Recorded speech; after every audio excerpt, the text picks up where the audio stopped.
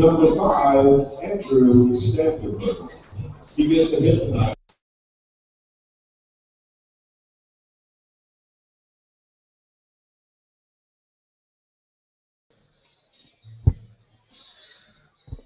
Welcome into Phil Welch Stadium as the Mustangs are back in town for a Wednesday night game, first game of the week here in St. Joe for them.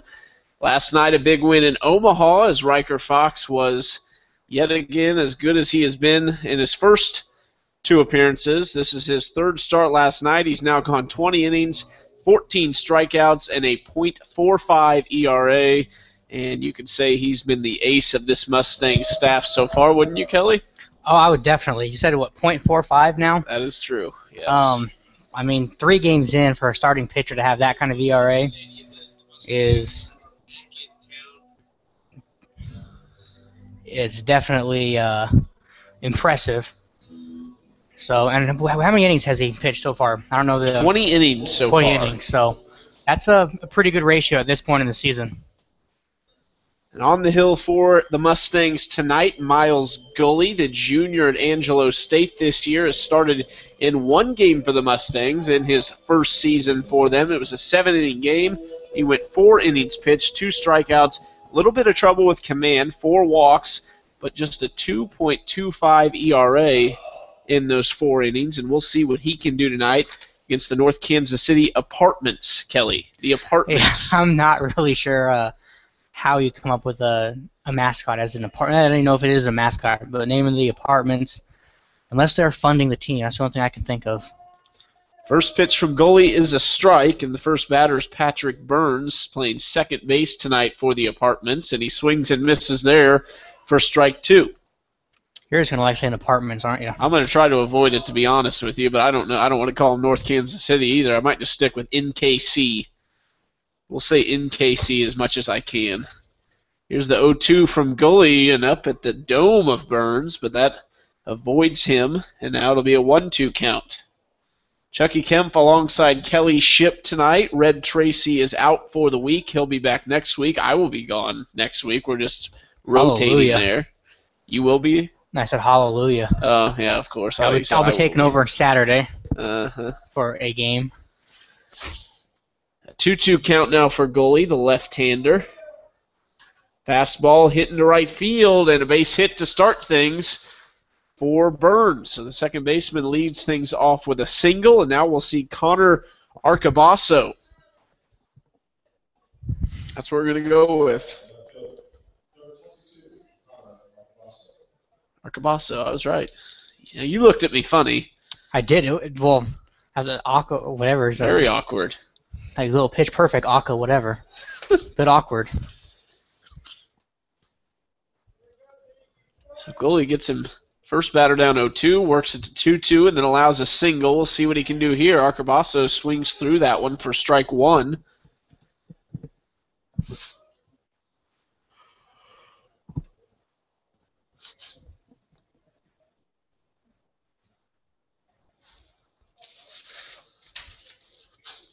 Here's the 0-1 pitch. He's going to go to first instead, and the runner Burns is back safely. The defense for the Mustangs tonight behind the plate will be Brady Anderson, Evan McDonald at third, Matthew Johnson and Lucas Powers up the middle, Josh Cassidy at first. That one's outside for ball 1. From left to right in the outfield, Kyle Richards, Ryan Abernathy, and Jeremiah Figueroa. What are your thoughts on Abernathy thus far? I think Abernathy's had a great season so far. Probably one of the hottest starts and really cooled down a little bit, but not much. I would say he's come down to earth. Yeah. But still a 4 something ERA? Or not ERA? Batting average, yes. That's, I mean, we're 13 games in? That's very impressive. 2-1 count from Gully now. Swinging through the fastball there to make it a 2-2 count. Josh Cassidy, have we seen him at first this year yet? We have not. No, it's Ben Corper and Winfrey, right? Winfrey were the main first baseman. Was Cassie. Cassie ever play? For some reason, shortstop rings a bell. Pickoff move gets him. The throw to second, and just in time as Johnson lays down the tag for out number 1. A good decision from goalie there. How many times have we seen that this year? Pitchers getting him off, and now we finally get him out. Typically, they actually make it. We've seen quite a few. We got quite a number of left-handed pitchers, and we were just talking about Cassie. Cassie made a great throw to the shortstop to get the tag out. 2-2 count now with 1 out. And that one's outside for ball 3. Now, would you say in a league like this, is it more important or is it just the same to be in command of your pitches? I mean, is there any difference between the regular college season to this season here? Oh, there's a huge difference. I mean, these kids are swinging wood bats right now, and the majority of them, this could be the first time they've actually consistently swung a wooden bat. It's a completely different feel, so I would say it's definitely, you can control your pitches as a pitcher. You're going to win most games in a wood bat league when these guys are all used to swinging the metal bats. Right there, Arcabasso gets jammed by goalie, and that one's softly hit to Lucas Powers at second, and he throws to first for out number 2, and now it'll be Matt Stacks, the first baseman.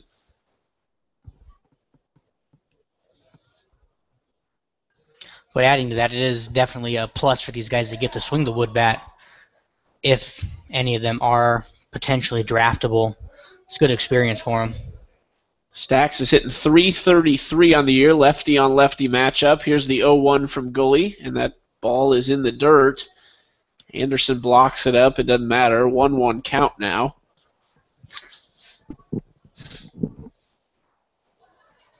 A few new additions to the team this past couple days. One of them's a local guy from Central High School, Hayden Steele.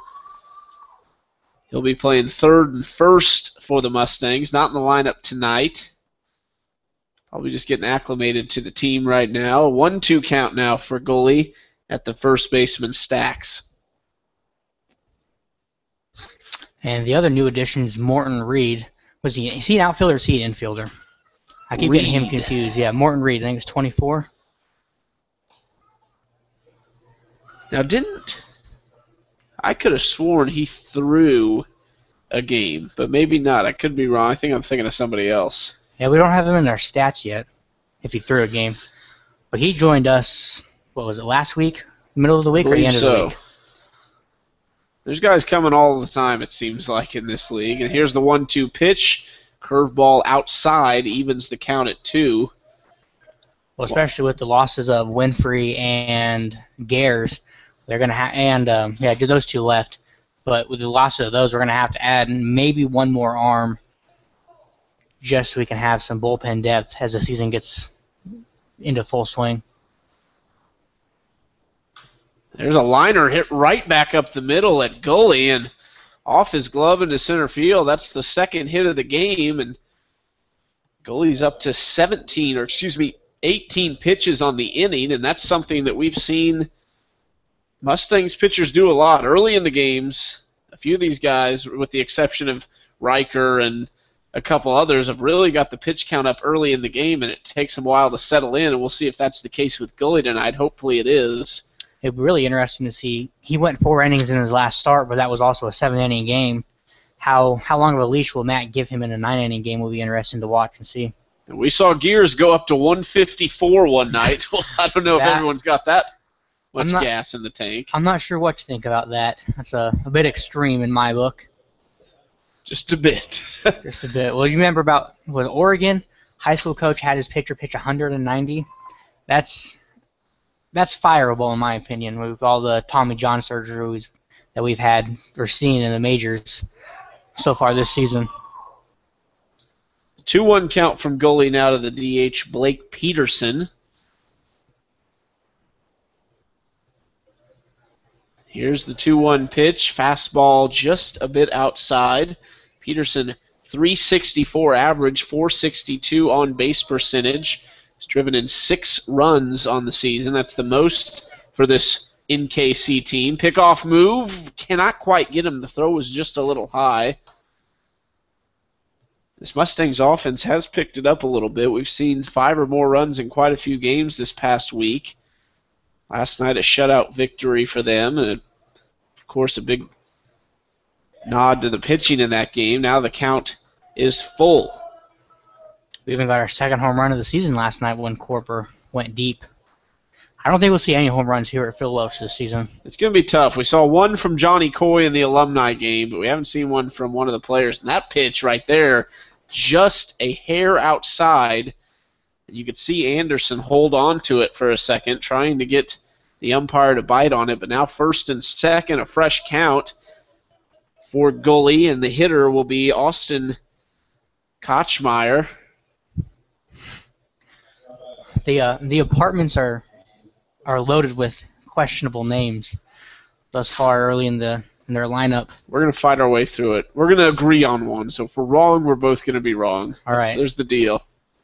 Here's the first pitch to Kochmeyer.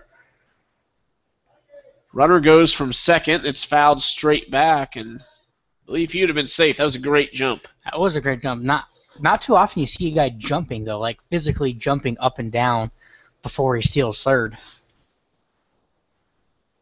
I'd be interested to see. I haven't been watching. I would guess Gully's in some sort of rhythm as far as how many looks he's given the bases, because that's as soon as he turned for the home, the runner went. He'll step off this time to try and vary his looks. An 0-1 count, 2 outs, looking to get out of this jam and strand a couple runners on the base paths. 24 pitches on the inning for Gully. With Kochmeyer hitting 400, it's odd to see a guy trying to steal third with 2 outs. I mean, he's hitting 400 with, I mean, he only got 1 RBI, but still a 400 hitter. And you're going to steal third, to me, is odd. And I don't recall which game it was, but we saw the last out of an inning, a 1-run game Mustangs were leading in.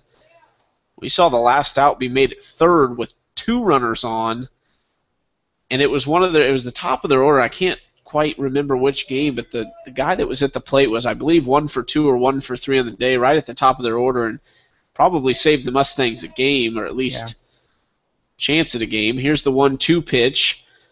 2 outs, fastball, hit into left center field. It is down. Richards, the throw home, and it's offline. The runner comes in to score, and a 1-0 lead, a big-time 2-out rally here for the North Kansas City Apartments. That name still cracks me up. It gets me every time, and that was not the ending, or not the, I guess not the end of the inning yet, but not the events that Gully saw coming in this inning. Is nobody on with 2 outs, and they get a run in, and now a chance to drive another one in for Tyler Locklear, the shortstop, a lefty-on-lefty matchup again. Here's the first pitch, fastball up the middle. Gully grabs it. He'll run it to first base and flip it to the first baseman, Josh Cassidy. So 1 run comes across. The Apartments lead in this one. Mustangs coming up in the bottom half.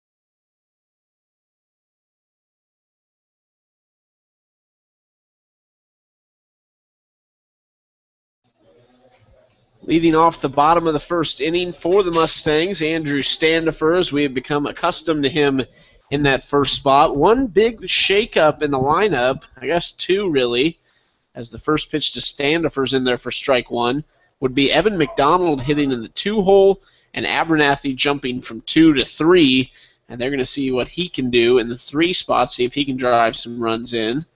Hasn't McDonald been hitting in the 2 spot? Not since we had our last home game. He might have on the road trip. Oh, I don't know why I thought he was at 2. He's been right down in the 6-7 range, but now he's up. Standifer fouls that back. It's a 1-2 count for Standifer. He's going against David Reese, the starting pitcher for NKC. Reese, a .000 ERA on the season. He's pitched 10 innings. He's 1-0, has allowed 1 unearned run. That's that's just as impressive as Fox, in my opinion. Oh, definitely. To go 10 innings and still not giving up a run, or an earned run at that. Counts now even at 2 as that curveball just barely missed. Here's a fastball, and Standifer swings through it. That's out number 1 on a strikeout. Here's Evan McDonald, third baseman. And we'll see now as Winfrey he was the regular third baseman, correct? Correct, yep. And so now we'll see a lot more of McDonald, you would expect. See if he can get into a little bit of a groove on the offensive side of things. And here's a ball swung on and fouled down the third base line. McDonald definitely has the glove, definitely has the arm. We'll see if he can get things going from the offensive side. And for those that don't know, Winfrey left us. He was drafted last week by the Cleveland Indians in the 28th round of the first-year player draft out of, Maple Woods Community College? I believe so.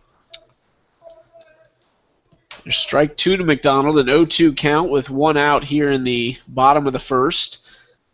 NKC plated 1 run on 3 hits in the first inning. McDonald grounds this one to the shortstop Locklear. The throw to first got him by a step at first base as McDonald quickly scooted down the line, but that's out number 2. Now here is Ryan Abernathy, who we talked about in the pregame, and .424 average, 14 hits, 6 RBIs, and 5 stolen bases. A number that we've debated on. We think it might be a little bit more. I sure thought he was about at least 7. But I guess we got to go with what the official statter has in the books. That's what we'll go with, but the stats that you cannot see are the extra bases taken on hits, the extra bases taken on everything, really, because he is taking a lot of them. Here's the 1-0 pitch. Curveball. Breaks right out of the zone in the dirt for ball 2. He already has 3 doubles this season. Only been caught stealing once. That's pretty good number. 5 steals, only been caught once. 2-0 pitch in there for strike 1. A good fastball there from Reese. The most important thing, in 33 at-bats this season, he's only stricken out 3 times. That's an incredible number for a guy that was hitting leadoff, wasn't he, for a few games? I believe so. He's been in the 2-hole a lot. I know that for sure. There's ball 3, so a 3-1 count, a big-time count here for Abernathy. On deck, Josh Cassidy, the first baseman. Corper's getting a day off. Here's the 3-1. Fastball swinging and missing for Abernathy will make the count full.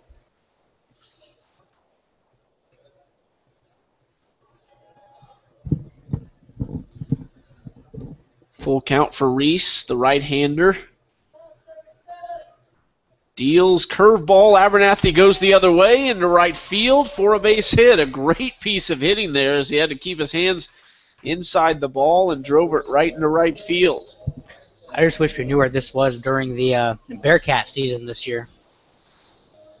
Definitely could have used a couple more hits like that. Abernathy is lowest average of his 4 years at Northwest. Still hit .303, I believe it was, .303, .308. But we are used to him being up toward the .340, .320 range and stealing double-digit bases. I believe he only stole 8 bases this season. Obviously, he's going to go well over that in this Mustangs season. We might see him get to that 6th mark right now. He's on first. Reese gives him a good look. He'll go to the plate. Fastball misses to Cassidy outside for ball 1. 1 ball, 2 outs. This is a great opportunity to at least attempt a steal here. You get thrown out at second, yeah, you're losing a base runner, but there's already 2 outs, so might as well put yourself in that scoring position. And Matt Johnson likes to be aggressive, and Reese knows it. He goes to first, but Abernathy's in there safely.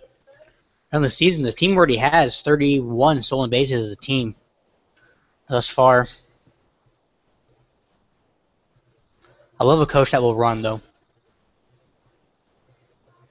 The 1-0, Abernathy is going. A great jump and a great hit in the left field for Cassidy. Abernathy rounding second.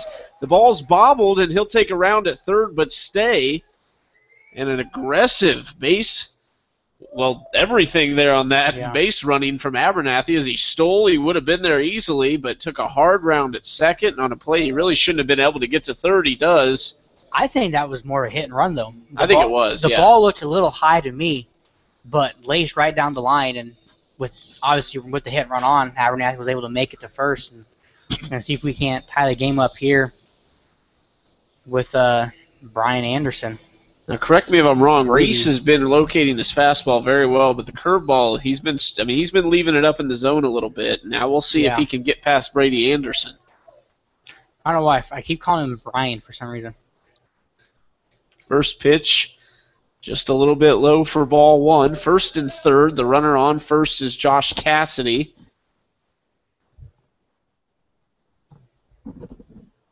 Cassidy 1 stolen base on the season.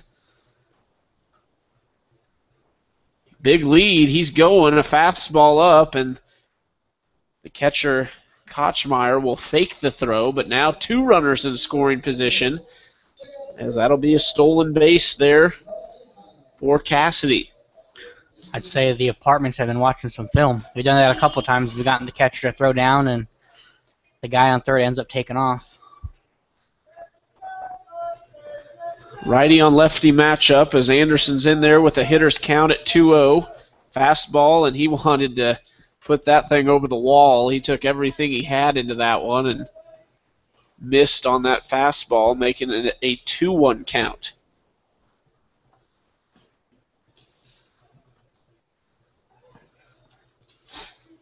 Still 2 outs. Runners on second and third.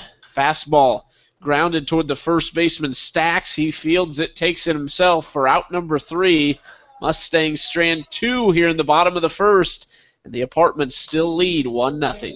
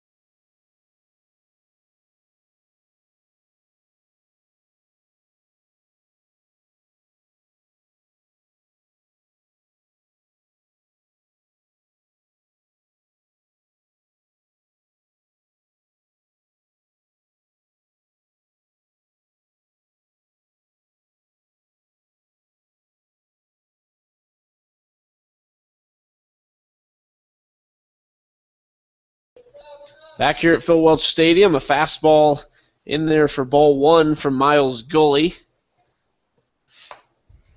Gully allowed 1 run on 3 hits in the top of the first inning, and that one is swung on and missed there. We'll have to see how he settles down. He gave up 3 hits in his 4 innings of work in his last start, and already gave up 3 hits in the first inning. Tim Mahoney at the plate, and he'll take ball 2 to make it 2-1.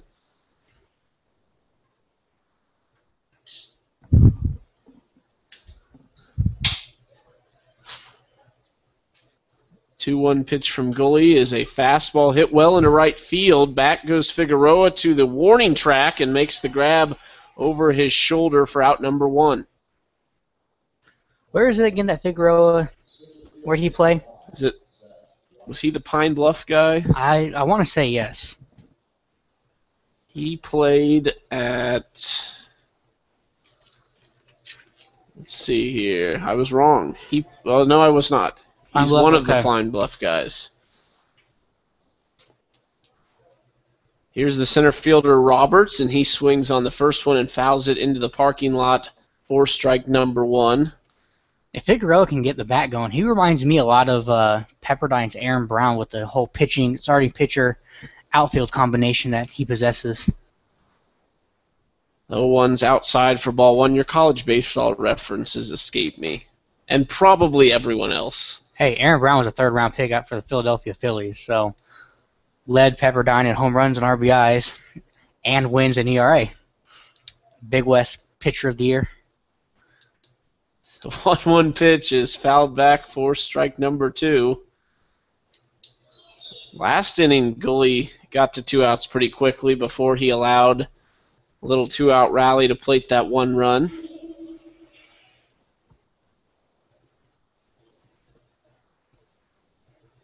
And here's the 1-2. That one's fouled straight back again. Everything's been up in the zone this at bat. Everything's been about waist high.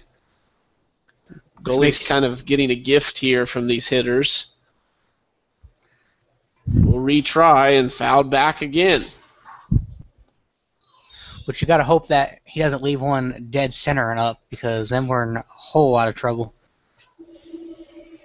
Abernathy is just covered in sun right now in center field, and we've seen that a couple games this year, and he's had no problem, so hopefully that continues. The 1-2 again from Gully, just a bit outside. That'll even the count at 2s. One thing I've noticed about Phil Welch is it's very hitter-friendly once the shadows come. Like, there's never a point in the game where you have that shadow that's midway between the pitcher's mound and the batter's box. But I just noticed that today. I don't know if it's obviously due to the start time at 7 o'clock, but definitely hitter-friendly. Roberts goes down swinging. That's out number 2. Gully gets his first strikeout of the game, and now he'll see the 9-hole. That's the right fielder, Brandon Weber. First pitch to Weber, fastball. Gets there for strike 1. All over the corners when Gully, nothing really... Everything that has been in the catcher's glove has been on the corner, so he's in the right direction. That looked like a changeup right there for strike 2. He definitely swung out of his shoes on that one. Weber was, I think you're exactly right. I think he was hoping to put that one over the 400 sign. The 0-2 pitch is outside for ball 1. Now, how much scouting do you think goes into a league like this? You really don't know the people you're playing like you would if it was your college season, but you also don't really have the time because you're playing every single day and traveling every single day to put in the time to scout. Yeah, that's an interesting point. I would say not much, but obviously they know the Mustangs like to run, at least on the offensive side. As Gully misses the 2-2, it's now a full count. I would say just maybe a glance at the stat sheet, and obviously they know that we like to run, and that's been the one glaring thing. So I would guess just a little bit, though, as Gully, here's the full count delivery, and he walks him after getting the count to way in his favor for most of that at bat. Walks him. Well, I bring up that pitches. point because, like you said, that one he was 0-2, and then it goes 4-2. he had one pitch on the inside corner. The other 5 were all low and outside. I mean, I'm just trying to figure out why or what makes him scouting-wise do that if he doesn't have the time, unless Johnson's put in the time before the season, which I could definitely see Johnson doing that. Runner on first, back to Burns at the top of the order. Fastball in there for strike 1.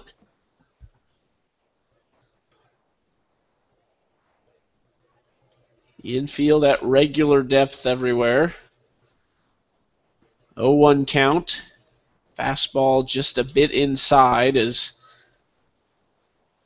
Gully a little late on his release point there, and don't think there's much of a threat to steal with Weber at first. We'll see, though. He gets a decent lead. And Gully goes to the plate for strike 2.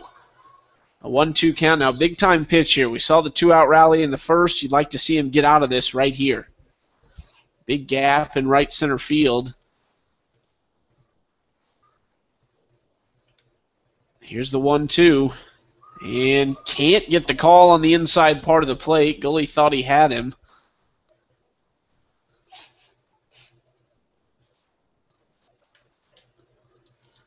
Now we'll do it 2-2.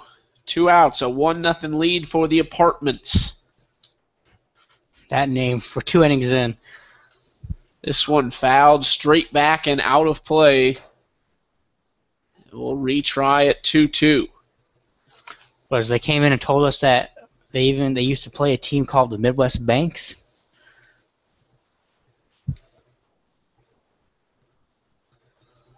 He'll go to first, and he is not quite there in time. Well, the runner is in time. The ball was not quite there in time. Definitely a close play. Wonder if the umpire had a little better look at it.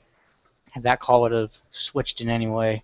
Cassidy might have had to reach there. Might not have got to him. Runner gets a good lead again. He'll go to the plate, swings, and hits it towards McDonald at third. Steps and throws, but late. He had to hesitate on the throw. And the way McDonald reacted after that looked like he might have lost the grip on it when he was gathering himself. But that'll be an infield single, I guess.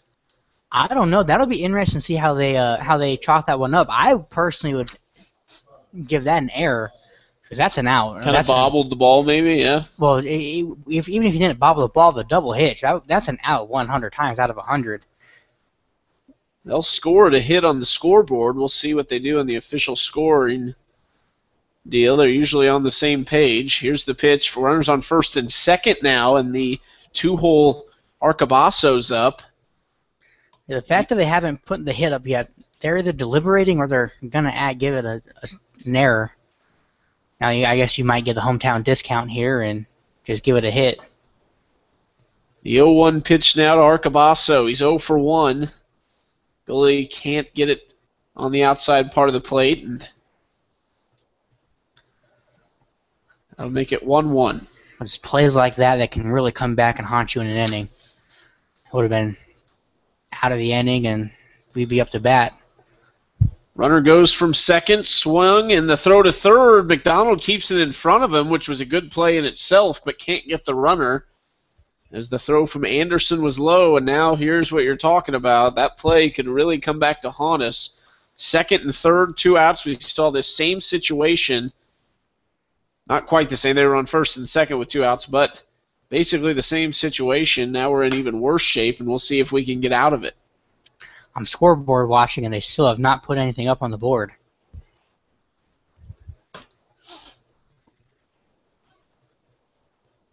One-two count with 2 outs from Gully. That one's fouled back. And we'll redo it again. Gully is really... We haven't seen the punch-out from him much. We saw that one strikeout at the beginning of this inning, but he's had a lot of guys down 0-2, 1-2, and just can't quite get them out.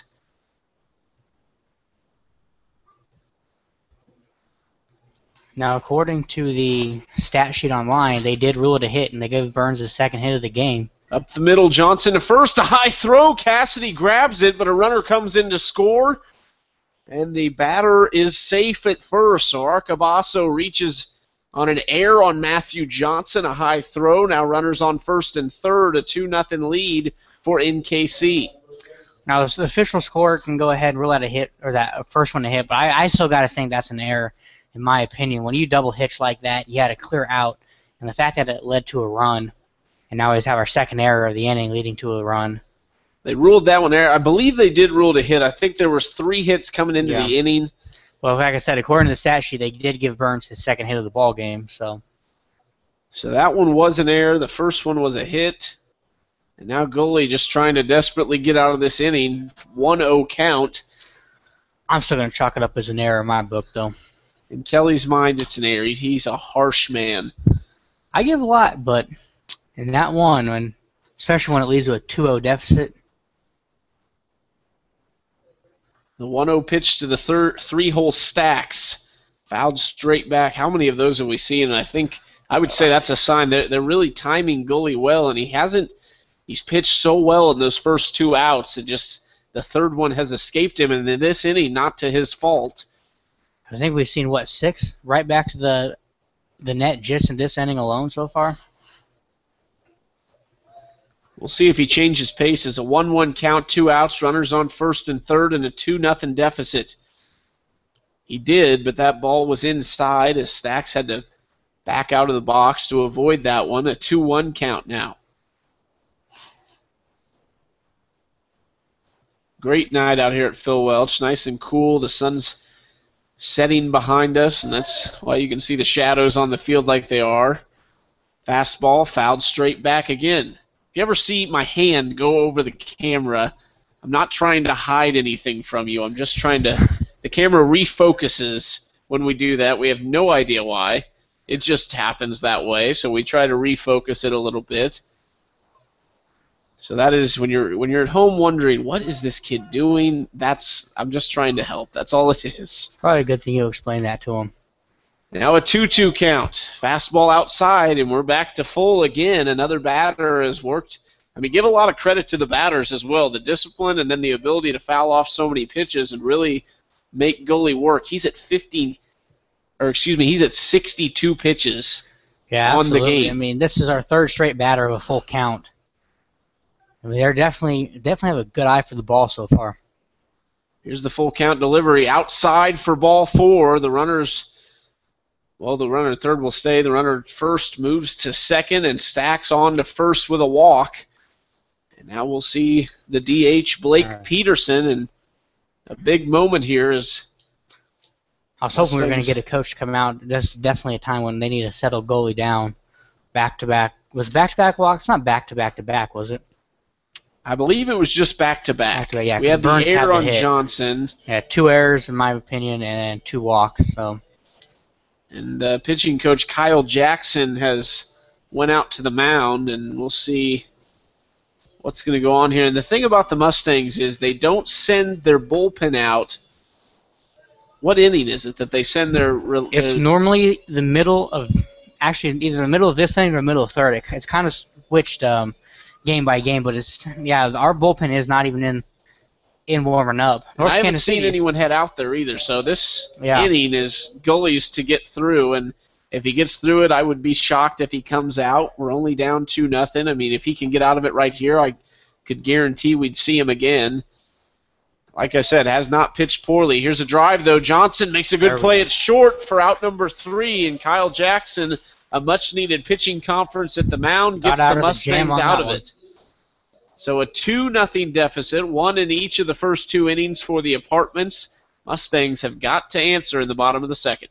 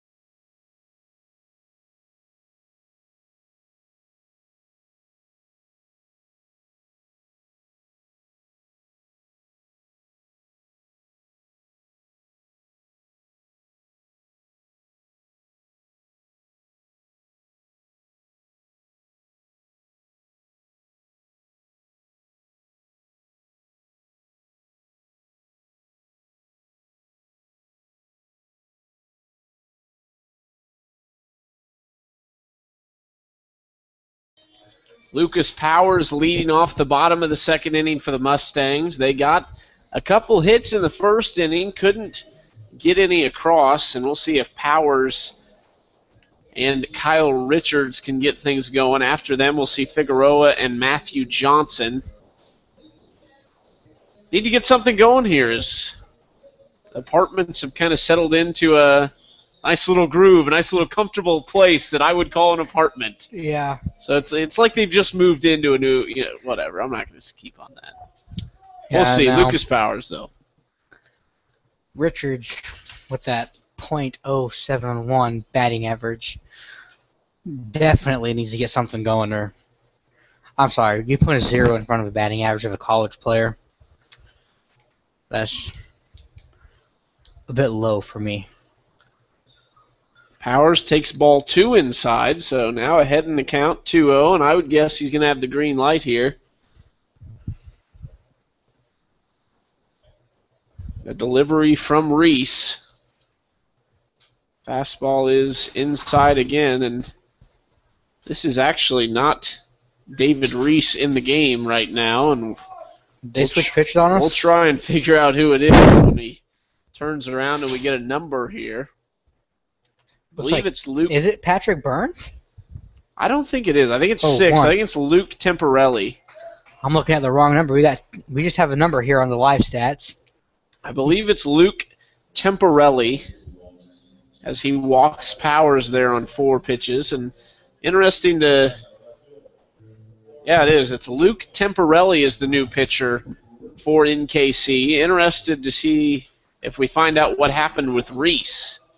I remember when I was talking to the coaches early before the game, they did mention that there was no they weren't going to play with the substitution rule tonight.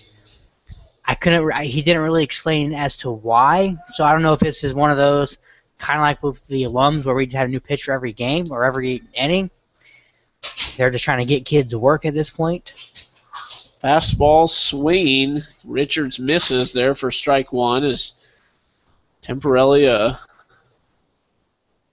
slender right-handed pitcher for this team, and so far this season has not allowed a run. Has only pitched in 1 inning, however. He'll go to first, and Powers is back safely.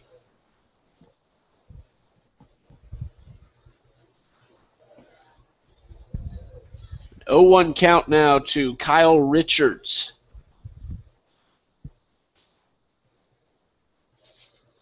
Here's the pitch, fastball, and he swings over it. Powers running to first, and he is safe, and I think that was a good call, although the initial reaction from Matt Stacks at first, he thought he had him, but I think he realized that Powers got outside the tag. I don't know. If you watch the umpire closely, he wanted to throw him out.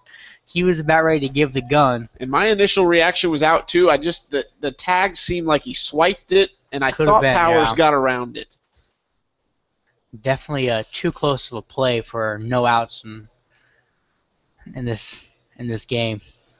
0-2 count to Richards. Powers takes off. Great jump, and it's fouled down the third base line, and that is a inconvenient count to have when you've got to protect the plate, but you got a guy that got that big of a jump, because typically you see that happen with one of your base runners, you're going to go ahead and let that go, but obviously an 0-2 count he doesn't have the luxury to.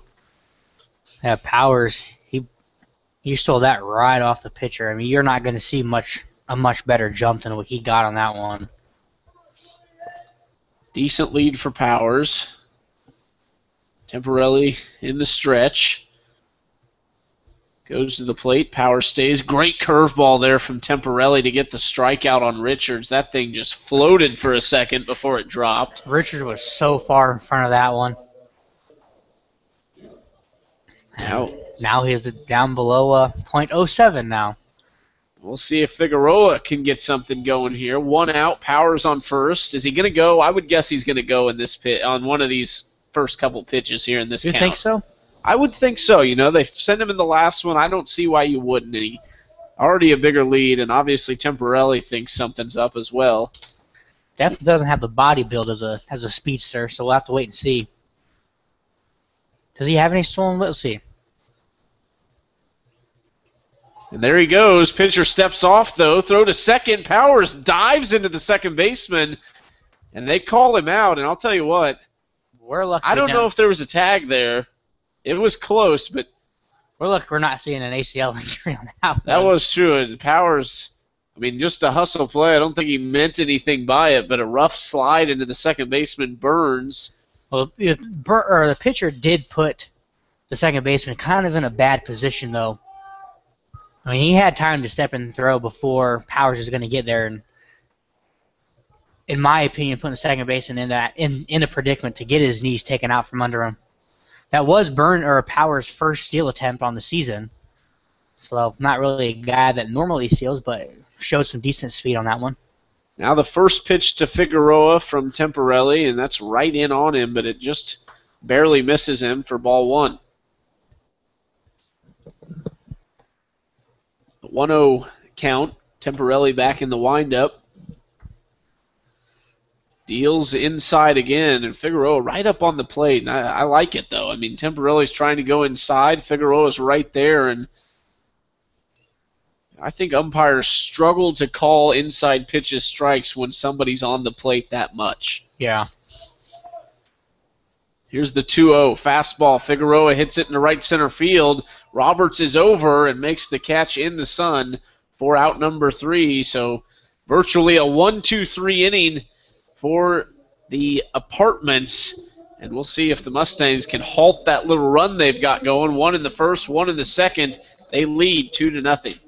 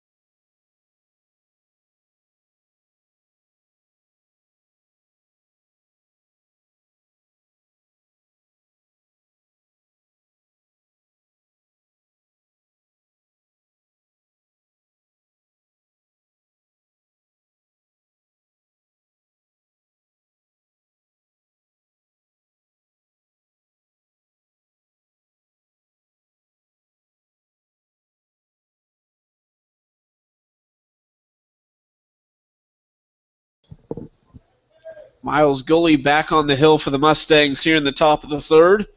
Fastball just a little low to Brady Anderson, and see how much Gully's got in the tank. Really not a awful performance from him. It's just that third out has just eluded him to this point. Here's the 1-0 pitch. Fastball is fouled out of play by Kochmeyer. Catcher is 1 for 1. Outside of those few errors, really, Gully has not pitched a bad game. Really should have been out. Not really. Should have been out of that second inning a lot sooner than what he was. Easily could be a 1-0 game right now, and obviously it's not out of reach. We've seen this offense put up runs in a hurry. Here's a base hit in the left field. Kochmeyer went down and got that one. It's like a little Vladimir Guerrero swing there, coming way down in the zone and roped it over the third baseman's head. Now, not to take anything away from the Apartments, though, is they have definitely found the holes to them. I mean, they're hitting it where we're not, so can't take away from the Apartments even with the error that we've surrendered so far. Tyler Locklear, the left-hander, steps into the batter's box, throws from the right side. He's playing shortstop today, and he's got Kochmeyer on first, not a big threat to steal. His goalie goes to the plate for strike one.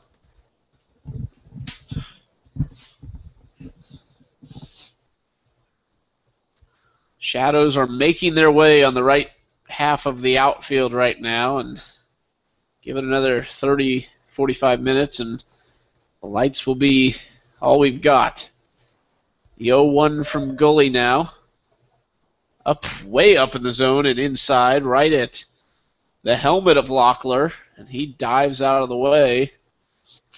And that's the second time we've seen that today. One on the right, on the other side of the right side, though. Goalie's up to 68 pitches on the evening. 1-1 pitches. Fouled down the left side and sneaks out of play for strike two.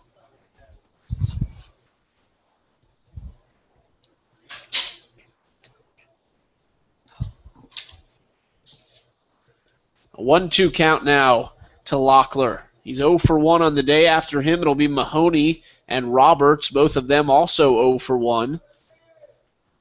He'll go to first, but there was really no lead from Kochmeyer over there, and he's back safely.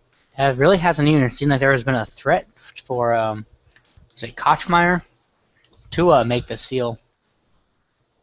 Sneaks off a little more here, and he'll go to first again. That's a little bit closer, but he's back safely.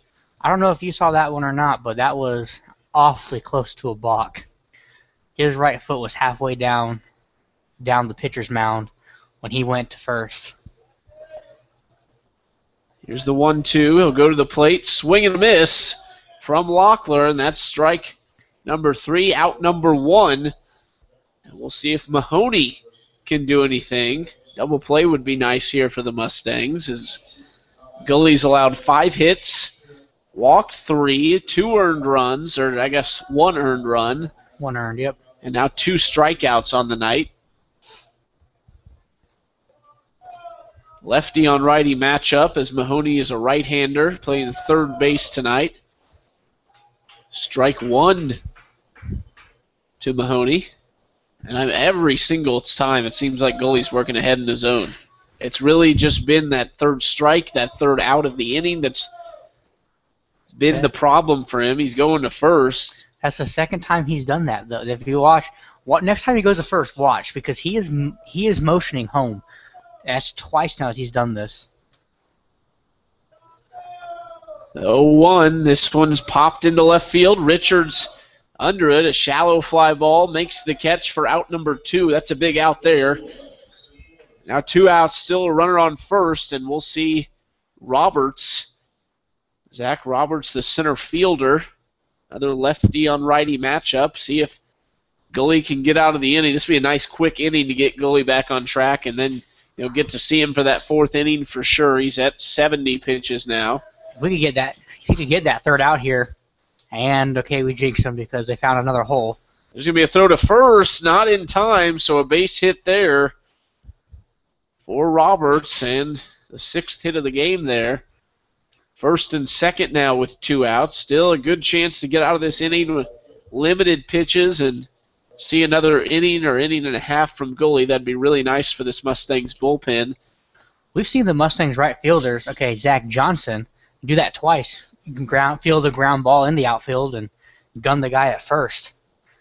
Say Figueroa has as good of arm as Zach Johnson does, and just about got him there. Brandon Weber, the right fielder, with runners on first and second, 2 outs. Pitch from Gully, just a bit low for ball 1.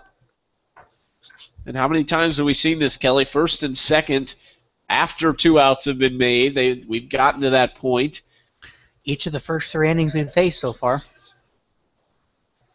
The 1-0's up high for ball 2. Definitely do not want to get to Burns. Patrick Burns, the second baseman's 2 for 2 on the day. And if you get to him, you're going to have bases loaded or at least 2 on, you would guess. Now looking at the bullpen, though, we don't have anyone warming up yet, so Matt Johnson must be fairly confident in the way Gully's pitched thus far. 2-1 count now as he gets that one in there for strike 1.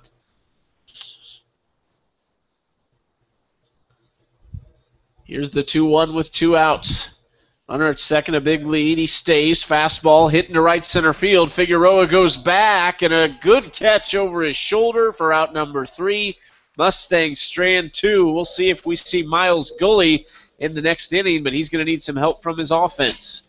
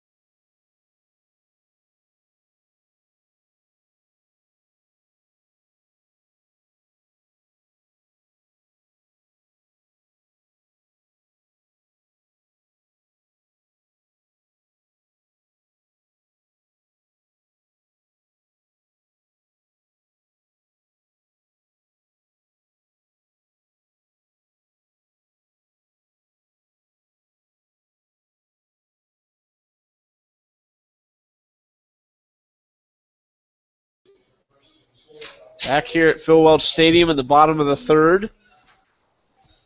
Hot dogless here in the booth from the fantastic Chris Roush. 2-0 lead for the North Kansas City Apartments. I'll tell you what I tell my sister. You got 2 legs. Come on, we're busy.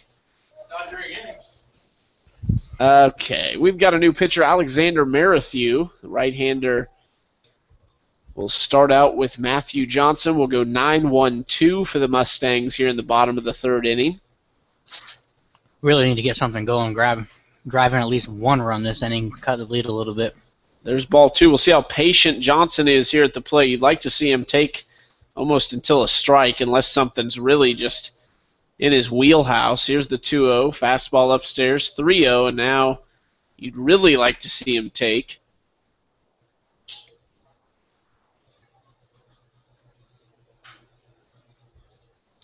.30 count. Merrithew, fastball in there for strike 1. Johnson thought it was a little high, and I think the fans did as well. But we will go with the 3-1 count. Here's the pitch. Fastball. Johnson hits a fly ball into left field.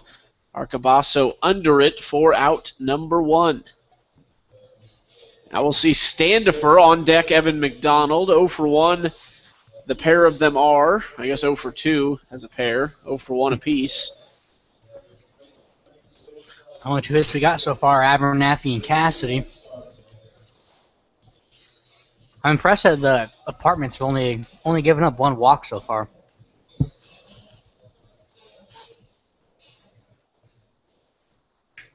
First pitch to Standifer from Merrithew. Fastball outside for ball 1. So Merrithew on the season has a 3.00 ERA, 3 innings pitched, 3 hits allowed, 4 walks.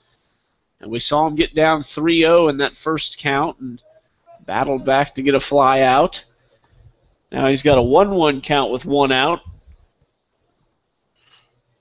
It's really not. I mean, they're not like striking us out or anything. We only have 2 Ks so far. We just keep hitting the ball right at them. We just find a couple holes to actually get something going. Standifer fouls that one down the right side. A hard line drive, but foul. Now Merrithew ahead in the count 1-2. Here's the delivery.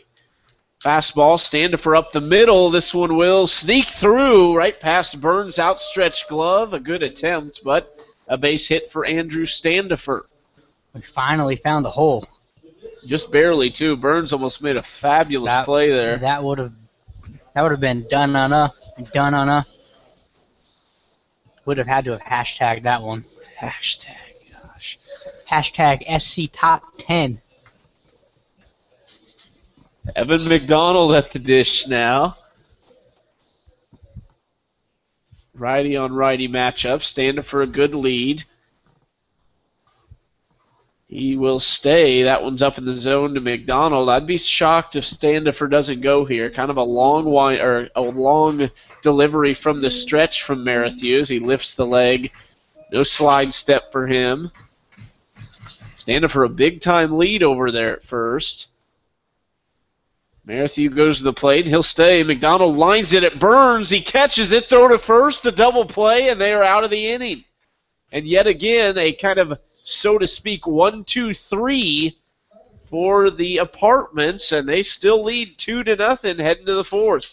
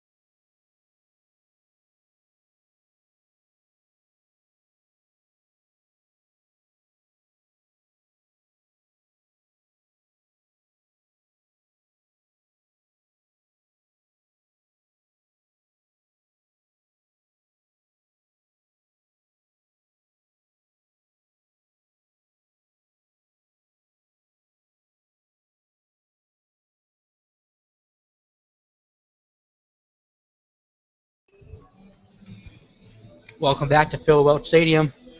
Chucky had to use the little girls' room, so I'll take over while he's in there. Gully's still on the mound right now for the Mustangs.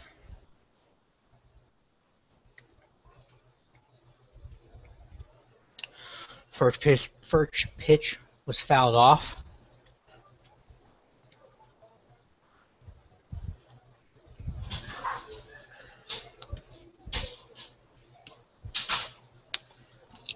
Patrick Burns is up to bat right now.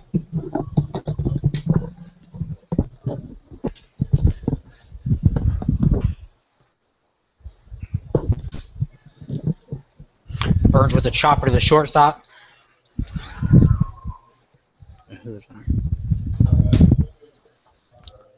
Matt Johnson makes a nice play over to first to Cassidy to get the first out of the inning.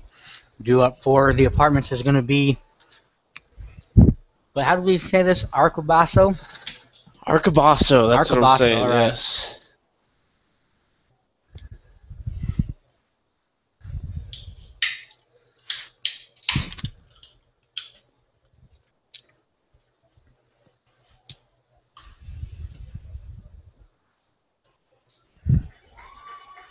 ball's hit into center field and caught by Abernathy in deep center. We got to communicate better. That's my bad. You came back, so I just figured you were taking over again. Gully, a quick 2 outs here in the top of the fourth, and let's see if he can get off that hump that he's been on with that third out. Here's Stacks, though. Not an easy place to do it. He's 1 for 1 with a run scored. Here's the first pitch to him. That's in the dirt for ball 1.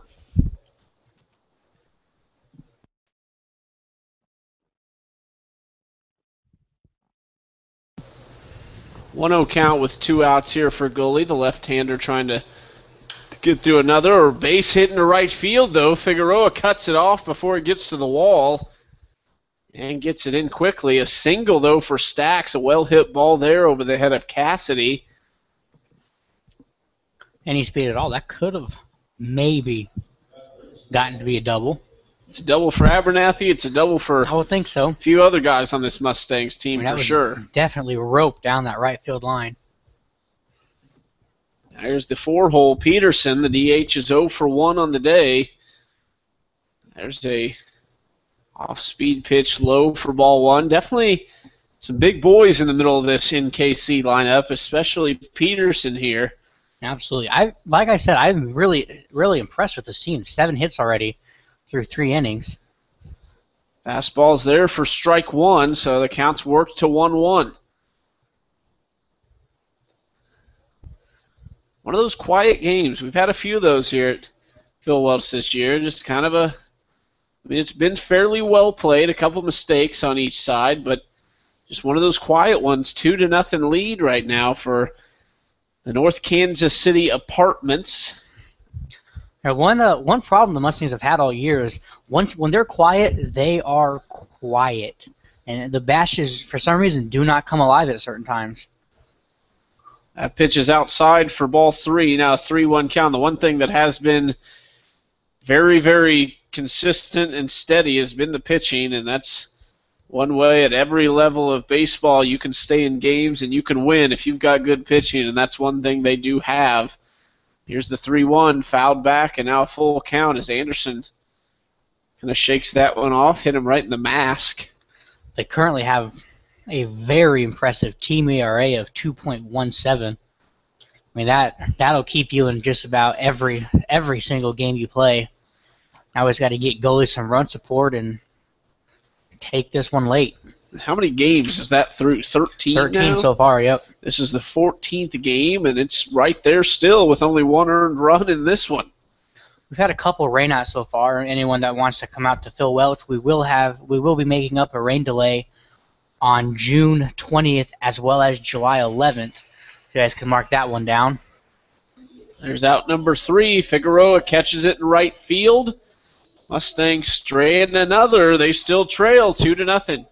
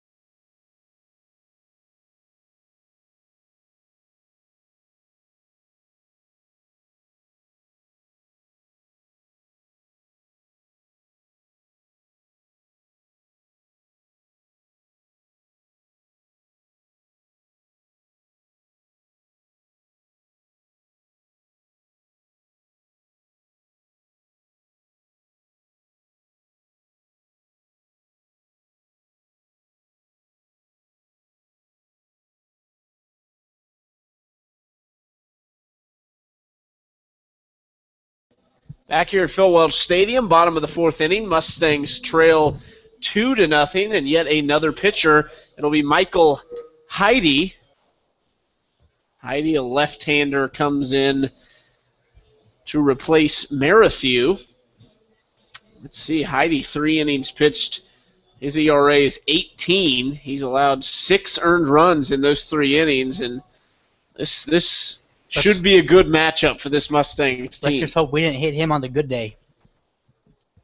First pitch, that is a ball, and he will face Abernathy to start this inning, followed by Cassidy and Anderson. I say we definitely have the 2 guys up that we want up early in an inning. Fastball there for strike 1 on the outside part of the plate, a 1-1 count.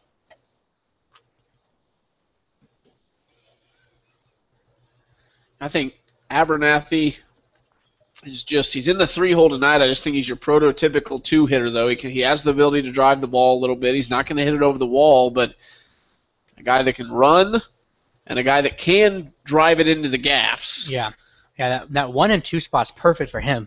3 spots a little different since he doesn't possess the raw power, but pops this one high into shallow center right behind the infield, and that's caught by the second baseman Burns for out number 1, and good start for Heide to this inning. And really the Mustangs right now, goalie has not thrown a bad game, but a lot of base runners, and give him a lot of credit for stranding a few of those base runners, because this game with 7 hits, 3 walks, you look at that and you're probably thinking, without seeing the score, you might think 4 or 5 runs. Well, had it not been for Johnston that shot to third, this thing's probably 4-0, if not worse at this point. There's ball 1, so these Mustangs are working ahead in the count with Heide. Here's the 1-0. Fastball is in there for strike 1. Take a look at the Mink League standings so far in the North Division. Top 2 teams, Mustangs at 6-3. As Cassidy pops it into left field, not a lot of communication. They do collide a little bit, but the shortstop Locklear makes the catch for out number 2. But back to the standings, Mustangs 6-3 at the top of the North Division, followed by the Mudcats of Chillicothe at 6-5. On the other side in the South Division, the Sedalia Bombers at 7-1, and the Joplin Outlaws at 5-4. Yeah, talking about the standings, I'm really shocked that the Nevada Griffins are sitting at 4-4. When they came to Phil Welch that one night and just put a hammer to us, I really thought they were going to be the team to beat this year. Speaking of hammer, Brady Anderson hammers one to left center, but it stays up a little too long. Roberts runs under it. And a quick 1-2-3 inning for NKC. They still lead 2-0.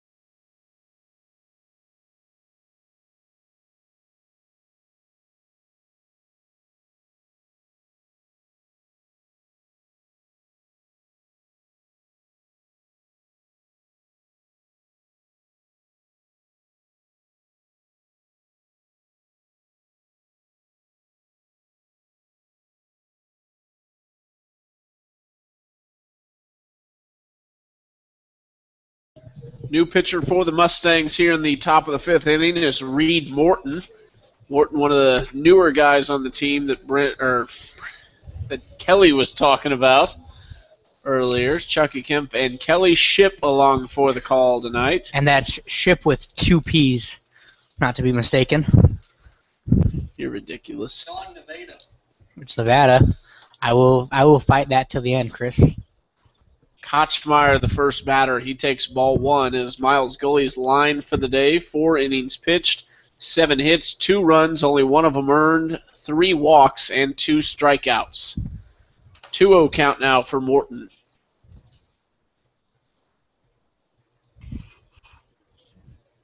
Here's the 2-0. Fastball swinging and missing is Kochmeyer. And now a 2-1 count.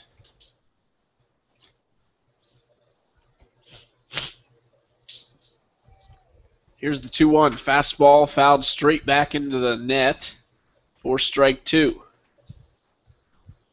I think this is the first time we've seen Morton, isn't it? I believe it is. I could have sworn we saw him last week. He's not in the stats, but I'm fairly sure we saw him last week right when he got here. For some reason, I thought he pitched against. I think he pitched against the alums, and that's why those stats didn't count. Because the number 24 just rings a bell for some reason. I think you're right. I've seen that name before. A full count now for Morton to Kochmeyer. Fastball hit to Powers, and Powers.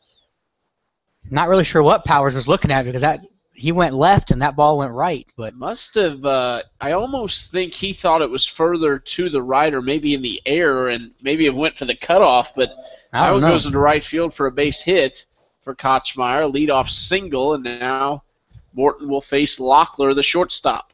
Had he not moved on that one, though, that ball is sitting right there in front of him. I'm really curious as to what he saw, unless it took a hop in the infield that we couldn't see up where we're at. Bunt here, sacrifice. The throw from McDonald got him at first, so the sacrifice bunt is successful. And Kochmeyer moves to second, 1 out now for Morton. When a team can throw down a successful bunt, you got to love it. There are so many players nowadays that either refuse to bunt or flat out can't bunt. So you can get a perfect bunt like that. You definitely have a lot going for you. Morton from the stretch. A runner on second is Kochmeyer. 1 out here in the inning. Mahoney is up. First pitch, good fastball there from Morton for strike 1. Tomorrow night, Mustangs play at 7 o'clock against the BJ Raiders. It'll be family night tomorrow. $1 hot dogs and a lot of family fun here at the Mustangs. Post-game Kids Run the Bases, brought to you by Apple Market. And that's every Thursday kids get to run the bases, as well as family night with the $1 hot dogs. 1-1 count now for Morton.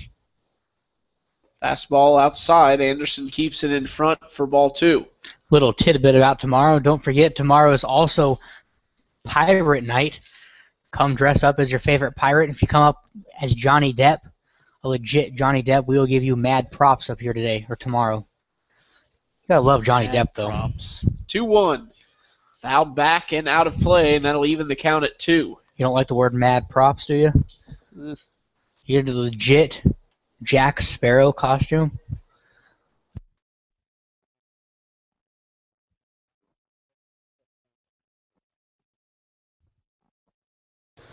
Two count with 1 out here. Runner on second.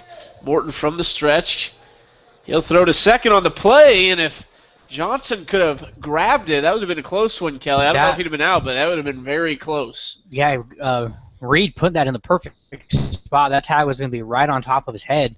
I think if he gets that catch, I would think that would probably have been an out with how close that was. We'll retry it 2-2. Morton gets the sign from Anderson. Big lead at second. He'll go to the plate. Curveball. Hit up Johnson at short. Johnson a long throw. Safe at first. And another, well, not really another infield single, but what should have been And out on Kochmeyer, he's at third now, and an infield single there for Roberts. Mahoney, excuse me. Can't take too much away from that on Johnson, though. That's a tough play, having the runner literally inches from hitting it. You have to sit and wait and hope he doesn't hit it, or hope he does hit, whichever way you want to look at it. So that was a really tough play on the 2 bounces, and then also waiting on the runner. So at least he kept it in front of it and made at least an attempt on it. So Mahoney at first, Kochmeyer at third, and a pinch hitter here is Ethan Smith. Mahoney goes, and he will be into second safely. Now runners at second and third, just 1 out. Let's hope this is not where the Apartments blow it open. This is a huge opportunity. Infield comes in. They'll play at the edge of the grass on the infield. 1-0 count for Morton. Here's the pitch. Fastball outside, ball 2. And, as much as loading the bases wouldn't really hurt here, you don't want to – it's very dangerous to get down in the count to these hitters. They're very intelligent hitters. They're extremely good contact hitters. And you get down like this, it can be dangerous. And there was a big cut from Ethan Smith, and he swung right through it. And that'll make it a 2-1 count. I don't know. You mentioned the loading the bases. It doesn't sound like a bad idea, though. At least it puts the double play ball in effect, and we have turned to quite a few double plays so far this season. Definitely wouldn't hurt. Up the middle, off the glove of Morton. Powers fields. He'll go to first. A run does score. And a good hit there from Smith, just right off the glove of Morton. I thought he grabbed it for a second. That would have been a huge play because it would have been a really double play at third. But 2 outs now and a 3-0 lead for NKC. I mean, just another example, though, of the Apartments hitting the ball right to where we can't field it or just aren't able to field it. And Reed did as much as he possibly could on that one. Now runner on third. The pinch hitter is Jacob Dowell. Righty on righty matchup. First pitch from Morton in the dirt, and a great stop from Anderson to keep that one in front.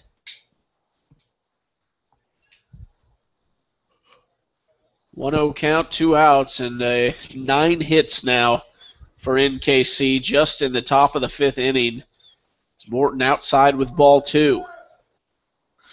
9 hits to our lonely 3 up on the scoreboard. And we'll most likely see another pitcher for NKC in the bottom half of the 5th. There's a change-up that stays up and makes it 3-0. That's a dangerous pitch there. You take something off and change up like that up in the zone, that can be dangerous had it been hittable. Now here comes head coach Matthew Johnson to talk with Morton on the mound.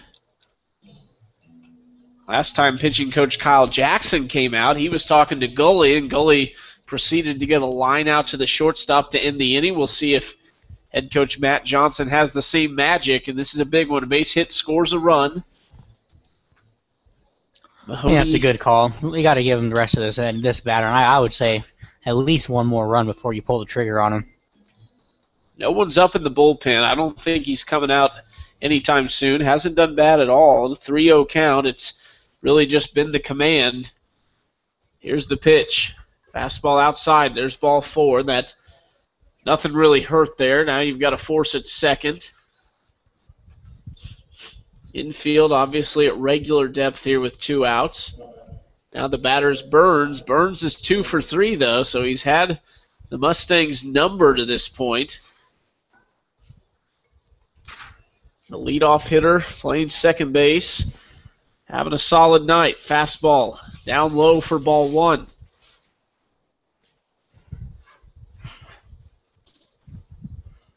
Anderson gives the signs for the first and third situation. Be interesting to see what he does here. Not a whole lot of speed at third base with... Doesn't look like a whole lot of speed at first either. Fastball is in there for strike 1, catches the outside corner. So I'd be curious if Anderson throws or not, and we'll see if they even run. I'd be surprised if they... Okay, I was wrong on that one. That one's fouled back, and strike 2, and now 1-2 count. Good jump, though. Good jump, but that was small leadoff though. Definitely. I was not expecting him to go with that leadoff. It was one of those didn't look like he was in position to run, but like you said, got a good jump. Goes again. Curveball in there for strike 3. Doesn't matter. That is the third out of the inning. A strikeout for Reed Morton. So he comes in, goes 1 inning, 2 hits, 1 run, 1 walk, and 1 strikeout. Mustangs trail 3-0.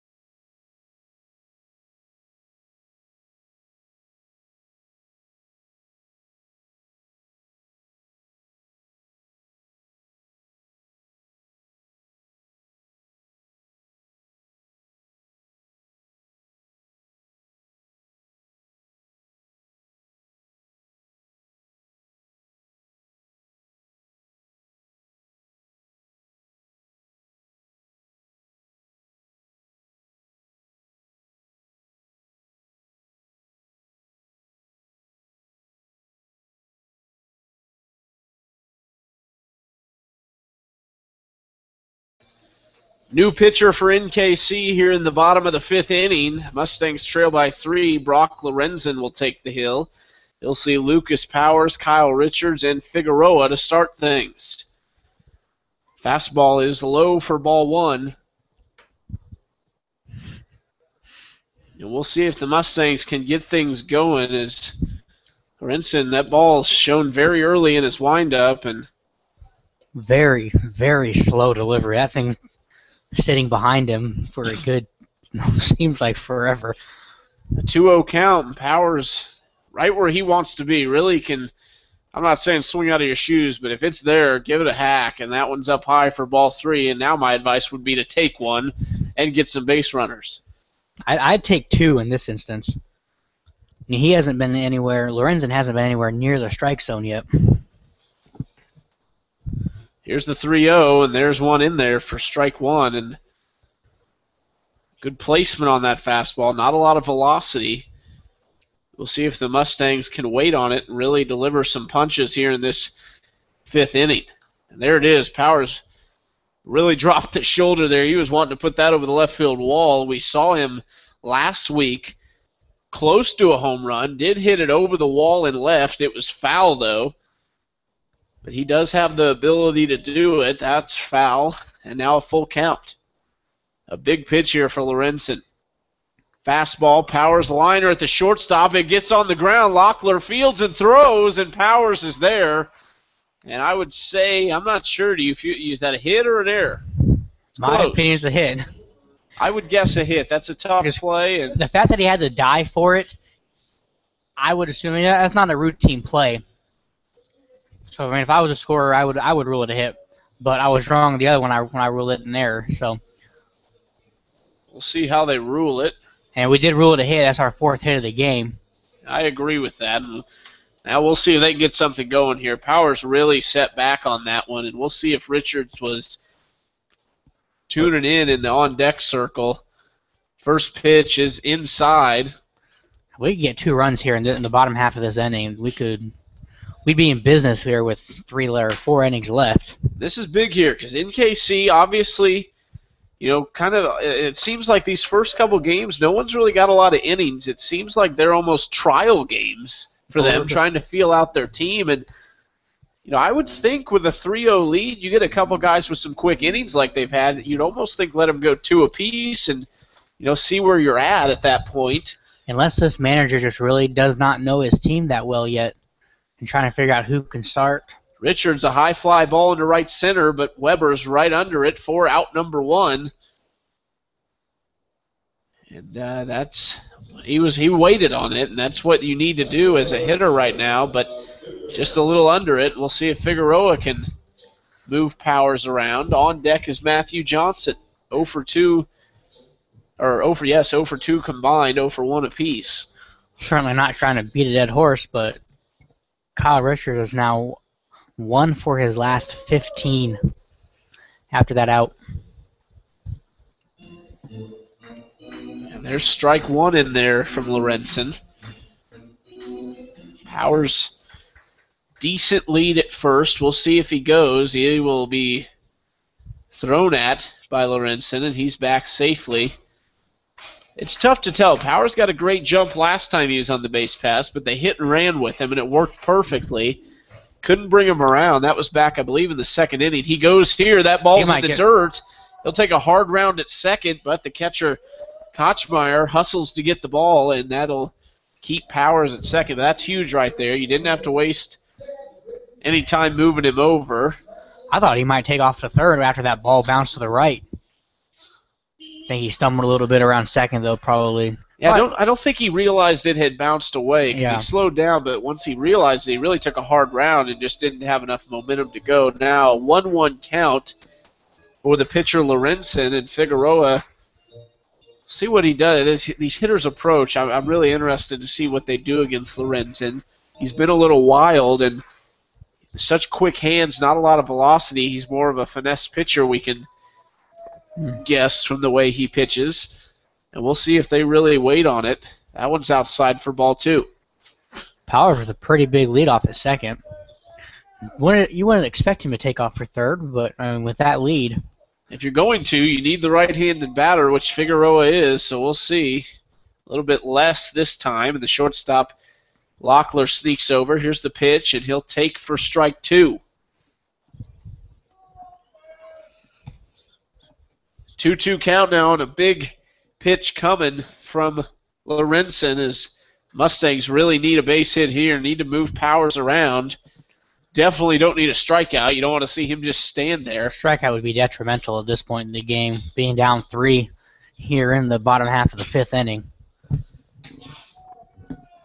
A lot of time left in this game, but at the same time, NKC slowly builds on that lead throughout. They've scored 1 in 3 different innings. And there's ball 3, a full count to Figueroa, and a big-time pitch once again coming from Lorenzen. You can tell that confidence is growing, like, hey, we can actually beat these guys. And they've made all the right plays in the infield and the outfield so far. Here's the pitch, and that gets Figueroa, so he'll take first. I'm sure he'd have liked that to just have been a ball. Didn't need the punishment to go with it, but... No, you gotta get on base any way you can. You gotta just turn the shoulder, take it, and get on base, especially when you're down 3. First and second for Matthew Johnson. Johnson has struggled a little bit. He's got a .083 batting average. Played in 8 games, 2 for 24 on the season, and this would be a great time for him to turn things around. Double play is in effect, but Johnson's got some speed, so you would hope he wouldn't allow it. And there's a fastball up high for ball 1.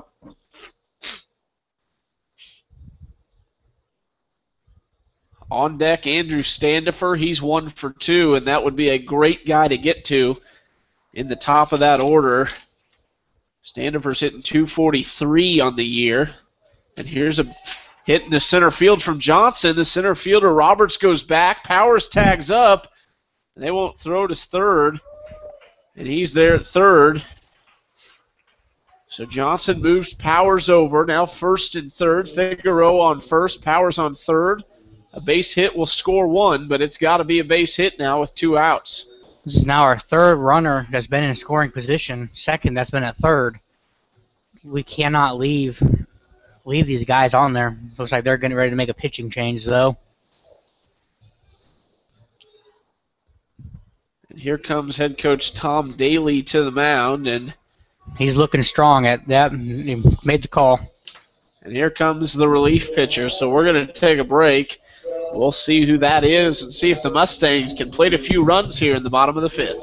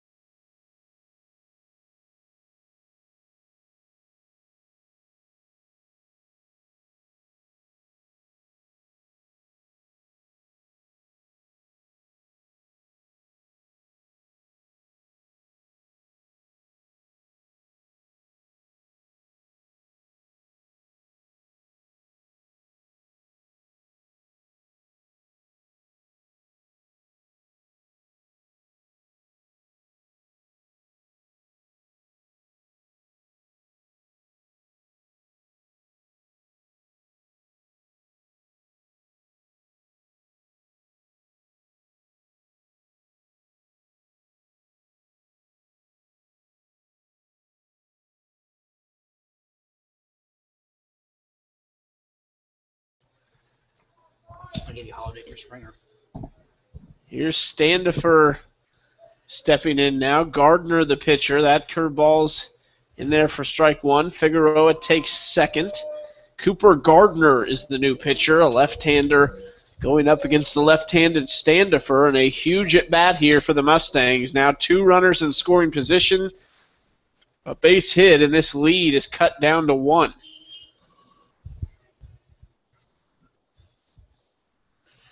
See if they can make some noise. Here's the 0-1 to Standifer. Breaking ball again, and he swings through it. A good movement on Gardner's pitches. You can't deny that. It's a pretty big curveball. It's not moving too fast, but it does cut quite a bit. Standifer's got to get a hit here.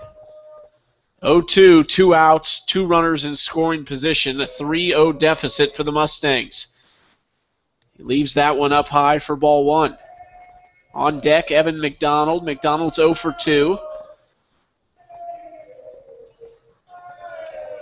Be nice to see this crowd get something to cheer about here, as there hadn't been much so far.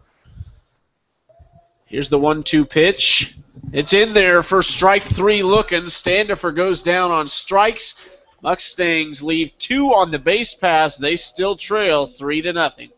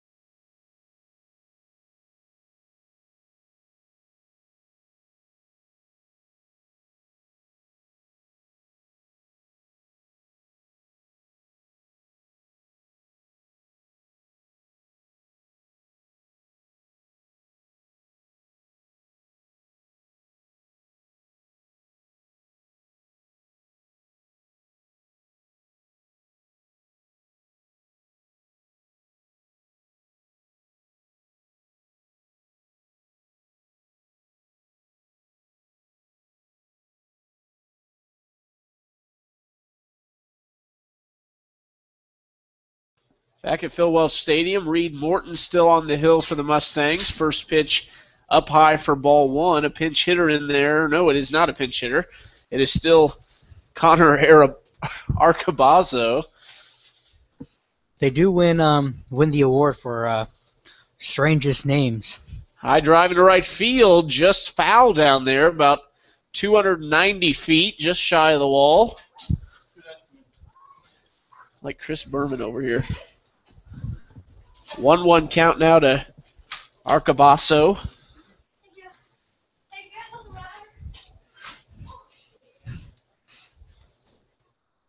He steps out of the batter's box, and we'll have a 1-1 count now. Appreciate you joining us tonight. If you couldn't make it out to Phil Welch, or if you're just watching one of the players on the team, Mustangs trail right now 3-0.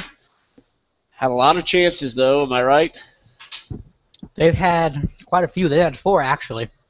4 left on base and running in a scoring position. What, 5 total? 5 or 6 total left on.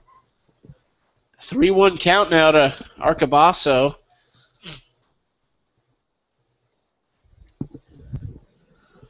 No action in the Mustangs pen right now.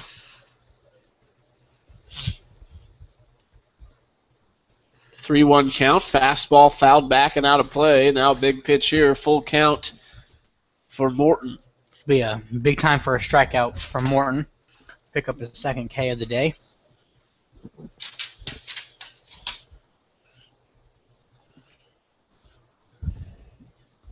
Here's the pitch. Fastball fouled back, and Arcabazo. Did his bat snap in half, or did he just let it go? I think he let it go. I think that was a Manny Machado moment right there. I don't think he's being malicious Maybe here. not as vicious, yeah.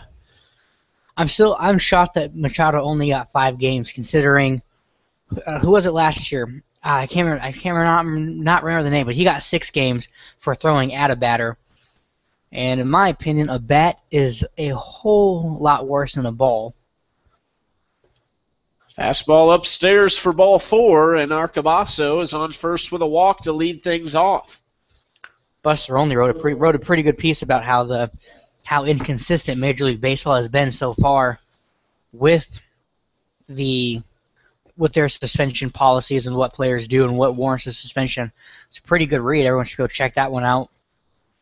You gotta like Buster Olney, though. As good as they get.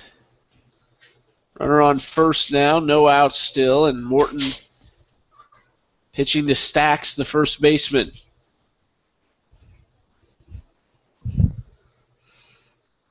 Stacks takes ball 1, a 1-0 count here for the left-handed first baseman. On deck, Peterson, the DH.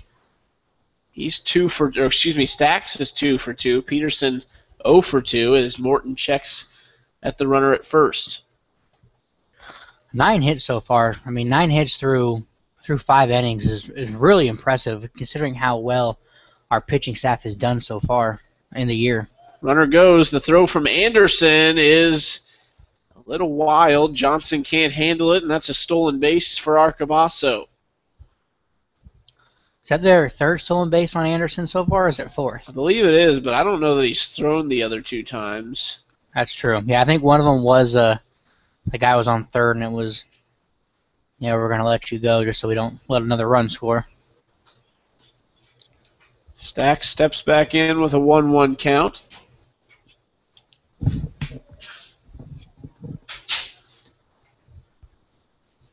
Pitch from Morton is outside as Stacks thought about sacrificing Arcabazo to 3rd, but he pulls back in time, and a 2-1 count. Steps back in, and the lead from runner at second, a big lead out there at second base. Now is a great time to bunt, though, with no outs. Okay, never mind. I guess a pass ball will work just as well as a bunt will, and you get to at least make an attempt to drive in the run now.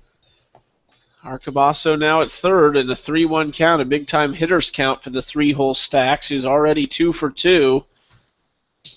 Hasn't driven in a run, but as good a time as ever for him to do so. Righty on lefty matchup. Here's the 3-1 from Morton. Fastball. Stacks pops it high into left field. Richards is back and under it. It's deep enough. The runner will tag up. Richards throws, hits the cutoff McDonald. The throw home, not quite in time. And a 4-0 lead for the Apartments in this one. Nice relay though on the war parts of Richards and Johnson, or Richards and McDonald. Yeah. If I'm the Apartments manager, I am not thrilled with Arcabasta though not sliding at home with a play that close at home. You have no reason to be running in there standing up. A grounder hit at Johnson. It's short, charges and makes a good throw to first for a quick second out. Now 2 away after a run was scored on the sacrifice fly from Stacks, and Mustangs looking to get out of this one quickly.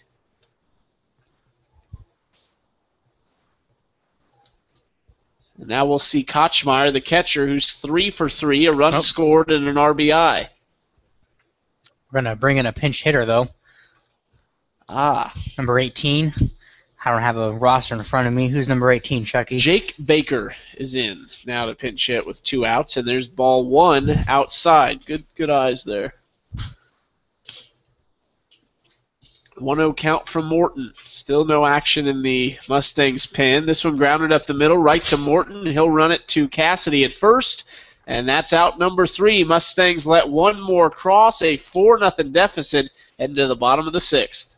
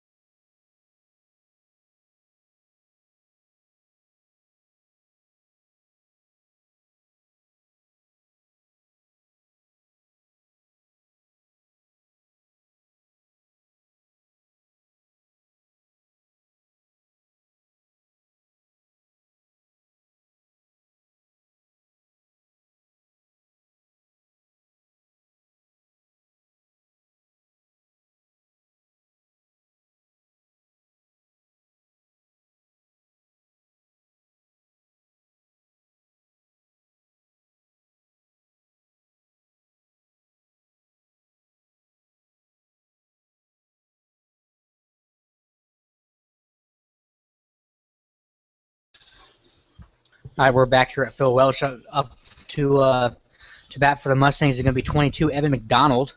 McDonald's 0 for 2 on the night so far. We have a new pitcher in for the North Kansas City Apartments. Waiting on a number at this point, and then we will get that name to you. Got a fastball here. Low for ball 2. Is it a new pitcher? I think it might still be Gardner. Is it still Gardner? I believe it's still Gardner. I'm not 100%, but I think it is. We got a fastball in there for strike 1. count's now 2 balls and 1 strike here in the bottom half of the 6th inning. Little curveball action low and outside. McDonald ahead in the count, 3-1.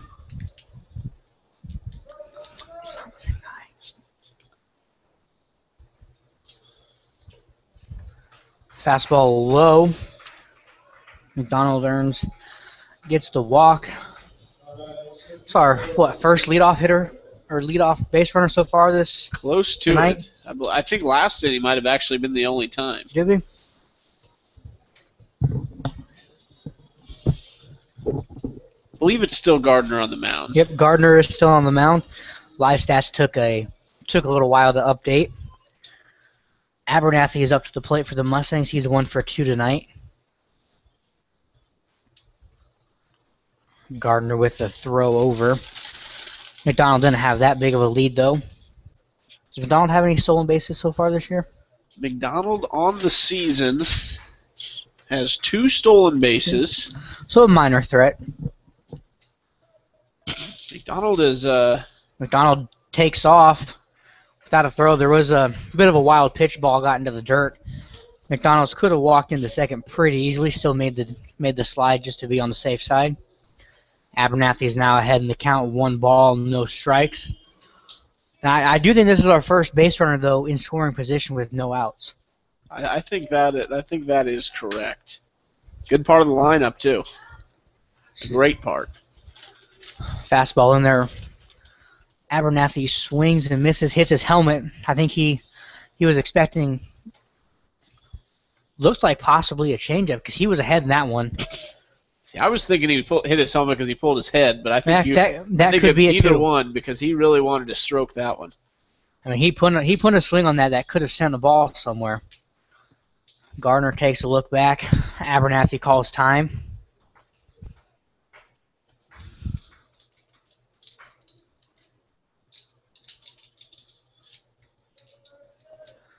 We got a 1-1 count here with no outs here in the bottom half of the 6th. Abernathy lays off the high fastball. He did want it though. He made an attempt at it, but was able to pull his bat back in time.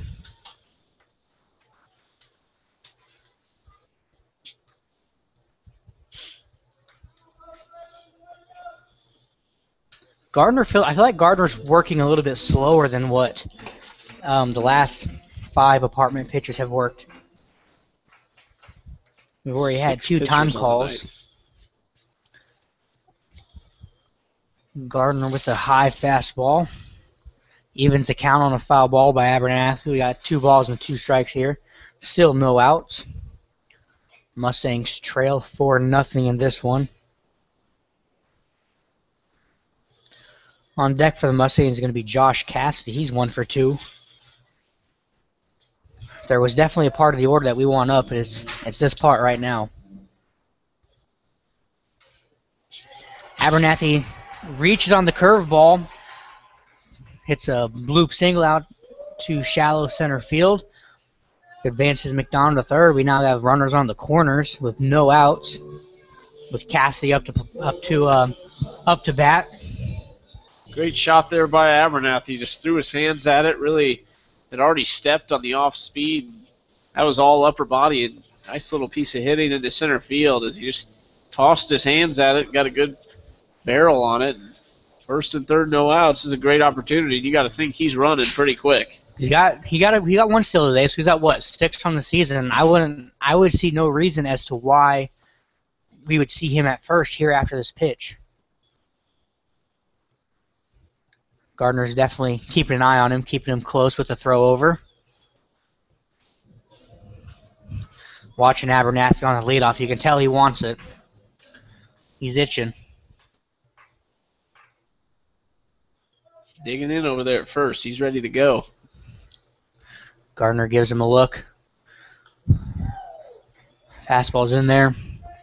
Cassidy fouls it back above the press box. Why not a hit and run here for Abernathy? Would you want to do a hit and run, though, with his speed? I don't know. It's just... I mean, it's definitely the only thing that worries me is you have a decent move from the pitcher. Yeah. And so that's obviously holding Abernathy back. He's really not getting a good secondary, so I think that could be an option just because of the fact that you've got a left-handed pitcher that's very aware of the speed on first base. That is true. Gardner with a low changeup evens the count of 1-1. Now, with a 1-1 count, that would be a time for a hit and run opportunity. Ooh, pitch was a little inside, I thought. But the umpire calls it a strike. We got 1 ball and 2 strikes here.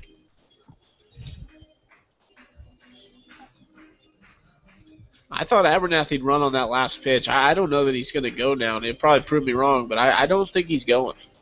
Yeah, the 1-2 count, definitely not a normal situation to go. Gardner with the rings up. Cassidy looking on a fastball right down, well, not down the middle, a little low, but last 2 pitches were close. Definitely questionable, but close.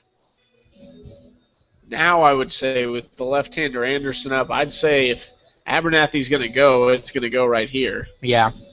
I mean, hit and run even would work because we have to drive in that run. We cannot leave a 5th runner in scoring position with only 3 innings to go, and we already have 1 out. Gardner keeping an eye on Abernathy, delivers a pitch outside. I don't know about you, Chucky, but I feel like this umpire's widened the strike zone here this last at bat. The corners are definitely a little. They're not missing much, but it does look like it's just a bit outside. Abernathy takes off. No throw. Baker faked the throw, hoping possibly that McDonald would take off for home, but we did not go. We now have 2 runners in scoring position on 2nd and 3rd here, 1 out. If Anderson could somehow get a base knock, drive in 2, we'd be in business here in the late inning of the game.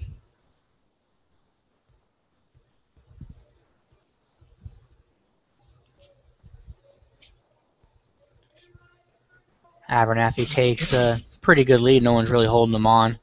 Gardner keeps giving him the look, though. It's a great job to fight that one away. Yeah. That was right where the umpire's been liking those outside pitches in this inning, and Anderson did exactly what he needed to do. If we get another strikeout here with 1 out, I really don't know if we can make it would be a miraculous comeback, but with how many runners we've stranded, if we get another strikeout here. But Anderson continues to fight off another pitch. So his 2nd straight fly ball into the left field seats. I got to think here comes the curveball because he's thrown 2 straight fastballs up in the zone. I would guess something off speed, and I would say down and away. I would have to agree. He did throw the curveball. McDonald takes home, dives head first, scores the first Mustangs run of the game. Abernathy advances to 2nd. Wild pitch on that curveball that you talked about was definitely what the Mustangs needed in that situation. We have another Abernathy sitting there at 3rd. Anderson now is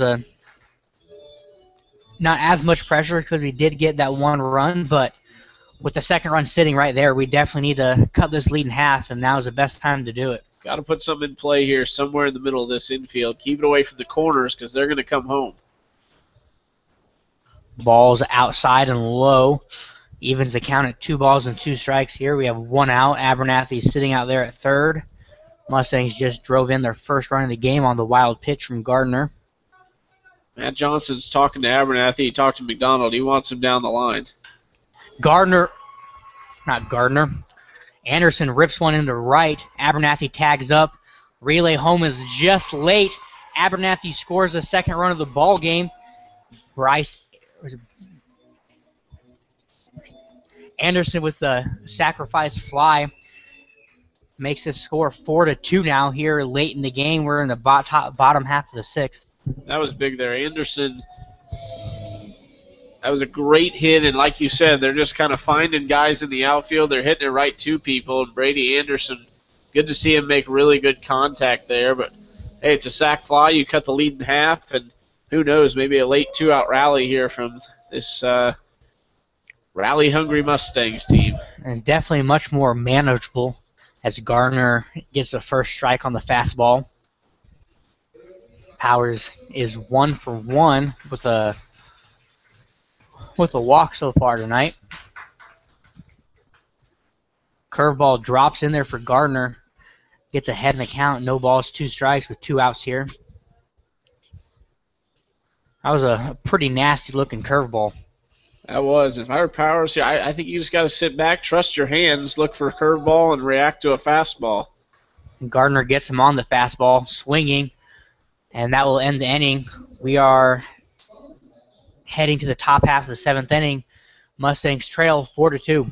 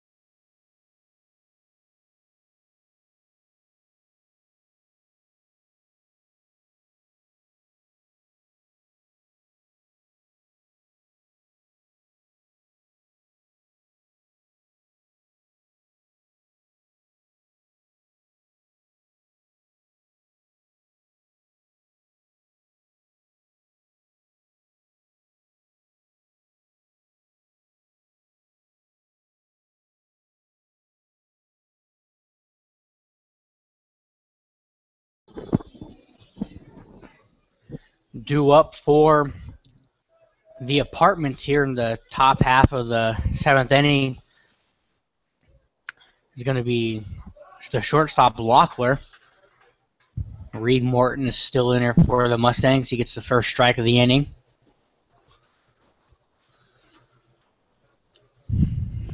Reed on the fastball, just a bit inside for ball 1.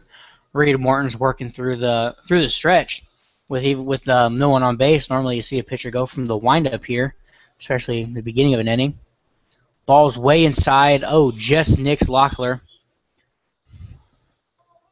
I don't think Reed really agrees. He's asking for an explanation there. It didn't really look like Locklear thought it hit him either. He kind of stood in the box until the umpire said, yeah, go ahead and take your base. With that being said, though, the North Kansas City Apartments have another leadoff runner. Another base runner, yeah. That's tough. I mean, Mahoney shows bunt and bunts it foul right back to the wall. Mahoney's 1 for 3 on the day. Trying to advance the runner. Got a few insurance runs here late in the ball game.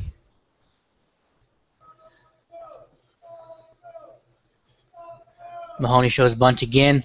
Puts it right down the first base line. Reed picks it up and scoops it over to Cassidy for the first out of the inning. That was a nice defensive play there by Reed Morton, running right off the mound, able to scoop it in his glove and toss it to Cassidy. That's a tough play for a pitcher to make.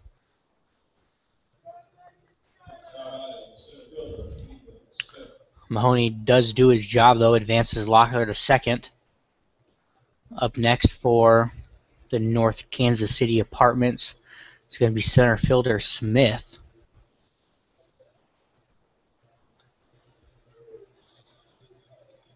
I still can't get over their name, the Apartments, though.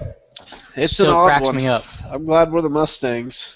Yeah, saying Apartments all year would get a bit odd. Reed Morton with a high fastball gets him to swing. Gets ahead in the count, no balls and 1 strike.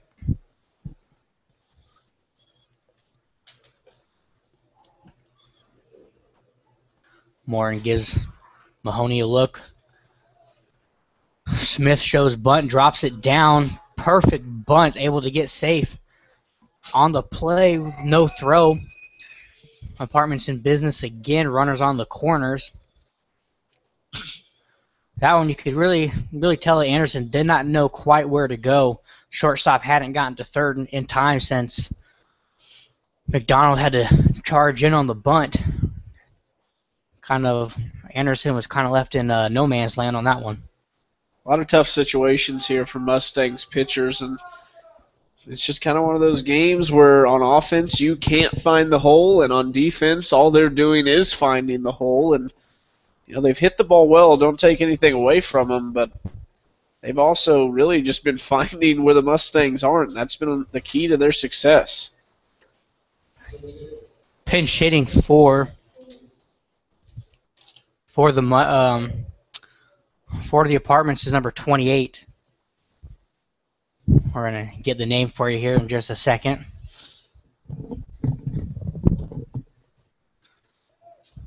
Smith takes off for second. In there easy with the pass ball. Pinch hitting for the Apartment is number 28, Mike Golubski. Golubski is also the Apartment's bullpen catcher. Their coach said that he would get some playing time tonight.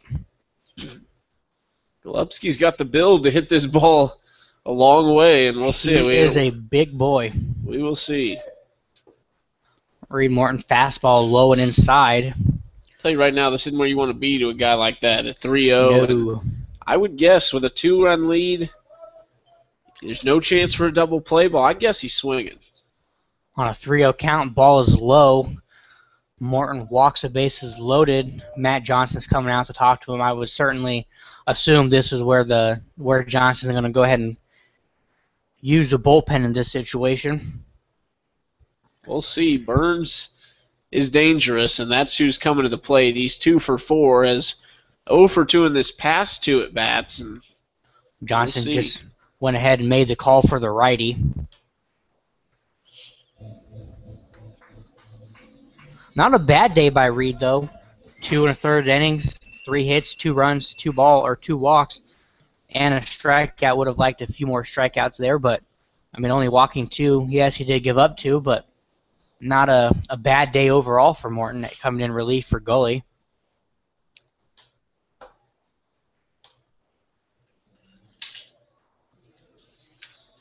Tough to tell who it is. I think it's Aspegren. According to the beer, that's what it looks like. Yes, yeah. it is.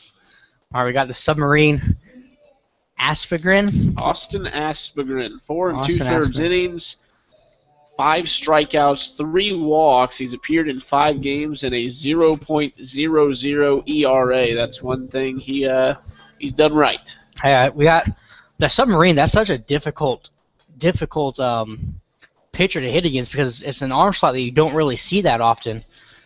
So if we can somehow induce that double play ball, leave it at 4-2, we're in good shape here with 3 innings to go. If you get a submarine pitcher that can control the ball and command his pitches, you get a lot of movement you don't see. You get a fastball that tails in and that tails away, and obviously it's not going to rise, but at the same time it's not going to fall like a normal fastball.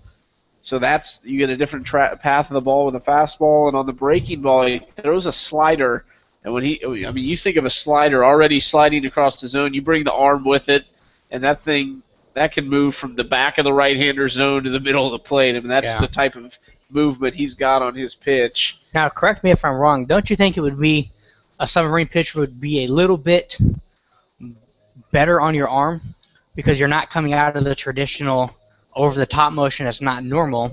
I would say so. I don't think you see a lot of Tommy Johns with the submariners. I only know one personally that was a submarine pitcher that had Tommy John. But if I remember right, he went to Tommy John, or he went to Submarine after the Tommy John. But I could be wrong on that one. Now, I will say you also don't see a whole lot of Submariners in the MLB anymore. Yeah. Oh, Asperger gets the ground out to the pitcher. 1, 2, 3, double play. What a great call by Matt Johnson to bring in Austin Asperger and gets the little chopper back to himself. Great play to field it, throw it to Anderson. Anderson with a great play over to Cassidy. I don't know if you can draw it up any better than that. Strand 3 runners and keep the lead at 2 with 3 runs to go. So, I mean, Asperger definitely, I would say, did more than his job on that one pitch. So, we are in the 7th inning. It's stretch time here at Phil Welch. Mustangs lead 4-2. We will be back in a moment.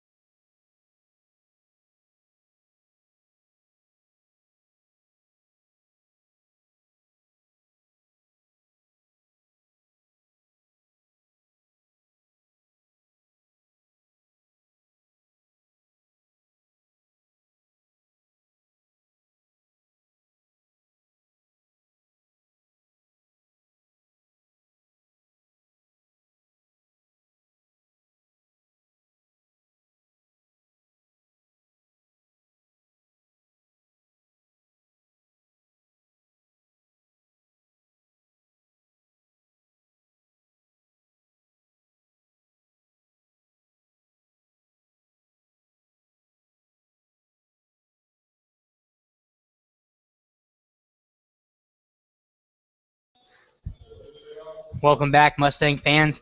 Apartments have another new pitcher, number 11, Austin Penner. Never mind, I was way off. I don't know where I got Austin. I got Austin from the last Mustangs pitcher. I'm still on that 1-2-3 double play. Ashley Louise Penner for the Apartments. Penner with the fastball, low for ball 1. I still cannot get over that 1-2-3. That 1-2-3 double play. You just do not see too many 1-2-3 double plays. Great play and a great time for it to strand those runners. Austin Penner with the pitch to Kyle Richards. Richards grounds out to the second baseman. Throws a little wide, but Stash was able to keep his foot on the bag for the first out of the inning. Next up for the Mustangs is going to be Jeremiah Figueroa. He's in right field today. He's pitched a couple times so far for the Mustangs. Good two-way player. Penner with the fastball. Must have been a little high. Looked good from here. Counts no balls and 1 strike. We do have 1 out here in a 4-2 ball game. Penner with the low fastball. Falls behind Figueroa, 2 balls and no strikes. Looking at the numbers for the night, you got to think next inning. If they go 1-2-3 here, you lead off with Standifer. That really could be. Figueroa with the chopper, just fouled down the third base line. That really could be your last chance because you've seen not production at all from the bottom half of this order. From 5 on, starting with Anderson, they've gone 1 for 9 combined. Lucas Powers has the lone hit in the 6 hole, so you really got to think they got to do it at the top of this order. Figueroa with another grounder to the third baseman. Third baseman makes the play easy. Mahoney records the out for the second out of the ball, or out of the bottom of the 7th.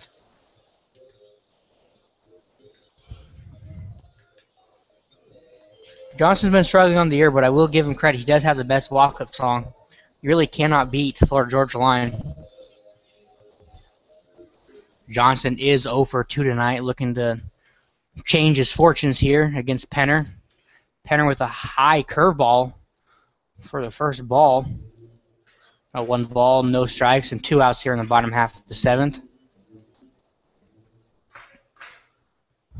Penner deals. Johnson fouls it straight back into the net for strike 1.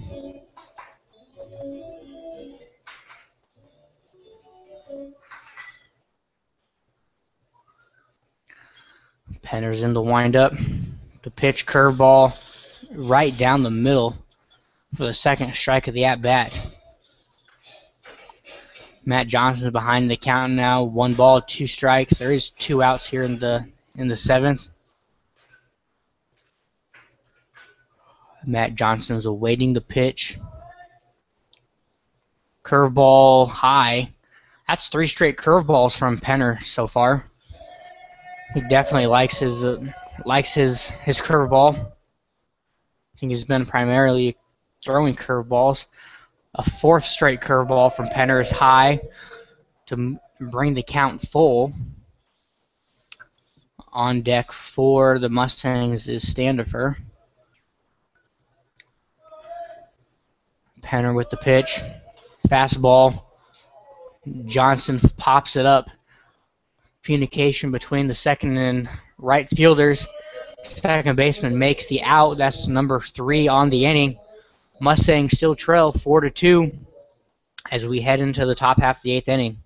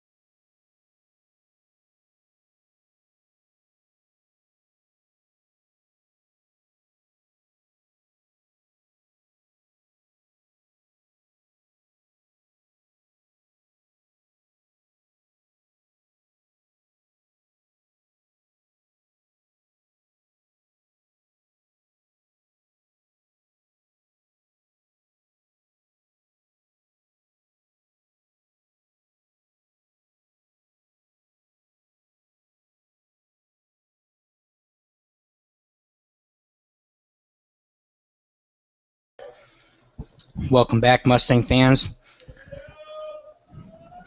Up to bat for the Apartments is going to be shortstop Tyler Locklear. Austin Aspergren is still in the game for the Mustangs. Throws a ball on his first pitch.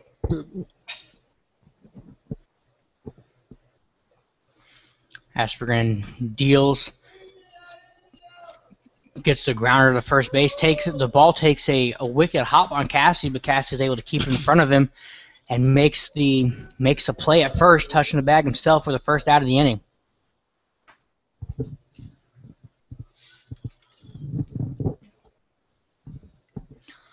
Aspergren's looked really good in his full inning of work so far. Able to induce 2 ground balls that have allowed the Mustangs to stay in it. After Aspergren's first pitch is a ball low and outside. Aspergren is a submarine pitcher, definitely not something the Apartments have probably seen lately. Fastball in there for strike 1. I'm sure it must have sounded really weird when I said the Apartments haven't seen in a while. Just saying those names together. Aspergren deals. Fastball in there for strike 2. Aspergren is now ahead in the count. 1 ball, 2 strikes with 1 out here in the top half of the 8th.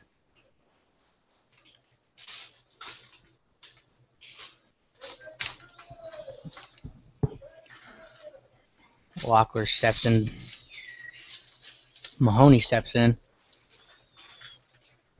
Asperger's pitches way inside, forces Mahoney to jump back to avoid getting plunked in the thigh. Counts even at 2 balls and 2 strikes.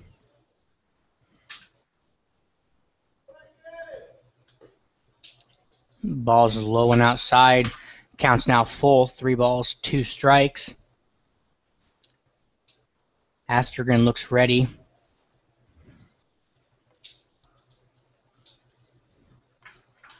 Fastball. Diving stop by Evan McDonald, which kept the ball from going deep into the left field. Definitely saved a double. We haven't seen too many diving stops from the Mustangs defense, but that was definitely rivaled that play earlier in the game from the Apartment shortstop. I love the face of the hitter, Stacks. He kind of looked in disbelief, and then on his way back to the dugout ran by McDonald and gave him props for the good catch. A great catch over there, and just a funny reaction from Stacks. And that's one that any hitter has to give some respects on that one. Aspergren with 2 quick balls falls behind, and the counts to Peterson, 2 balls and no strikes. There are 2 outs here in the top half of the 8th. Mustangs still trail 4-2. Aspergren with a fastball in there for strike 1. Aspergren sets, throws, sliders in there for strike 2. Evens the count, 2 balls and 2 strikes, and we got 2s across the board. This would be a big strikeout if Aspergren can get out of this inning. Strikeout for Aspergren on a low slider. Ends the inning for the Apartments. No hits. They went down in order 1, 2, 3. Mustangs still trail 4-2 as we head to the bottom half of the 8th inning.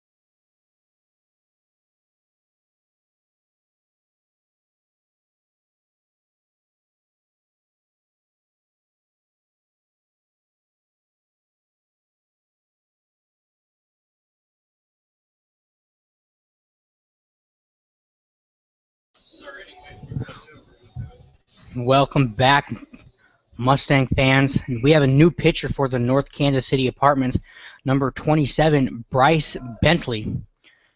And up leading off for the Mustangs is going to be Andrew Standiford. Standiford shows a bunt, pulls it back in time, gets ahead in the count, 1 ball and no strikes. Have we seen Standiford bunt yet bunt much this year? I don't think we have really. I don't think he's bunted one time actually. I don't remember if he had or not.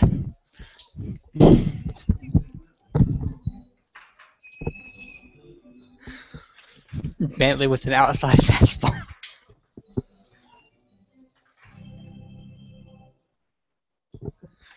Bentley with the outside fastball brings the count to 2 balls and no strikes. Bentley in the windup. Standiford connects on the fastball, but it's a very, very high pop out to the first baseman. Dribbles. Oh, drops the ball after dribbling it from his glove to his chest to his glove to his thigh and back to the grass. Standiford reaches on the error. That could just be the deciding factor that the Mustangs have been waiting for and could possibly make Chucky have to redo his entire post-game speech.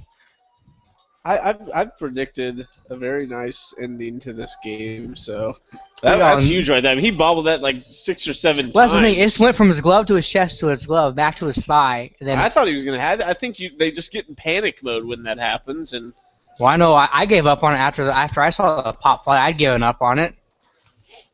We have a pinch hitter for the Mustangs. Pinch hitting for Evan McDonough is going to be number 33, Joe Corper. Corper hit his first home run just last week. Maybe he can bring that magic here to Phil Welch, hit the first home run since Johnny Coy did it in the alumni game and tie this one up 4-4. Bentley doesn't get Corper to offer, but it is a strike anyways. Corper falls behind, no balls and 1 strike. Standiford has a pretty good lead off there at first. Bentley gives him a couple glances, but it doesn't look like he's holding him on too bad. Bentley with a nasty curveball gets Corper to swing very early. Falls behind, no balls and 2 strikes.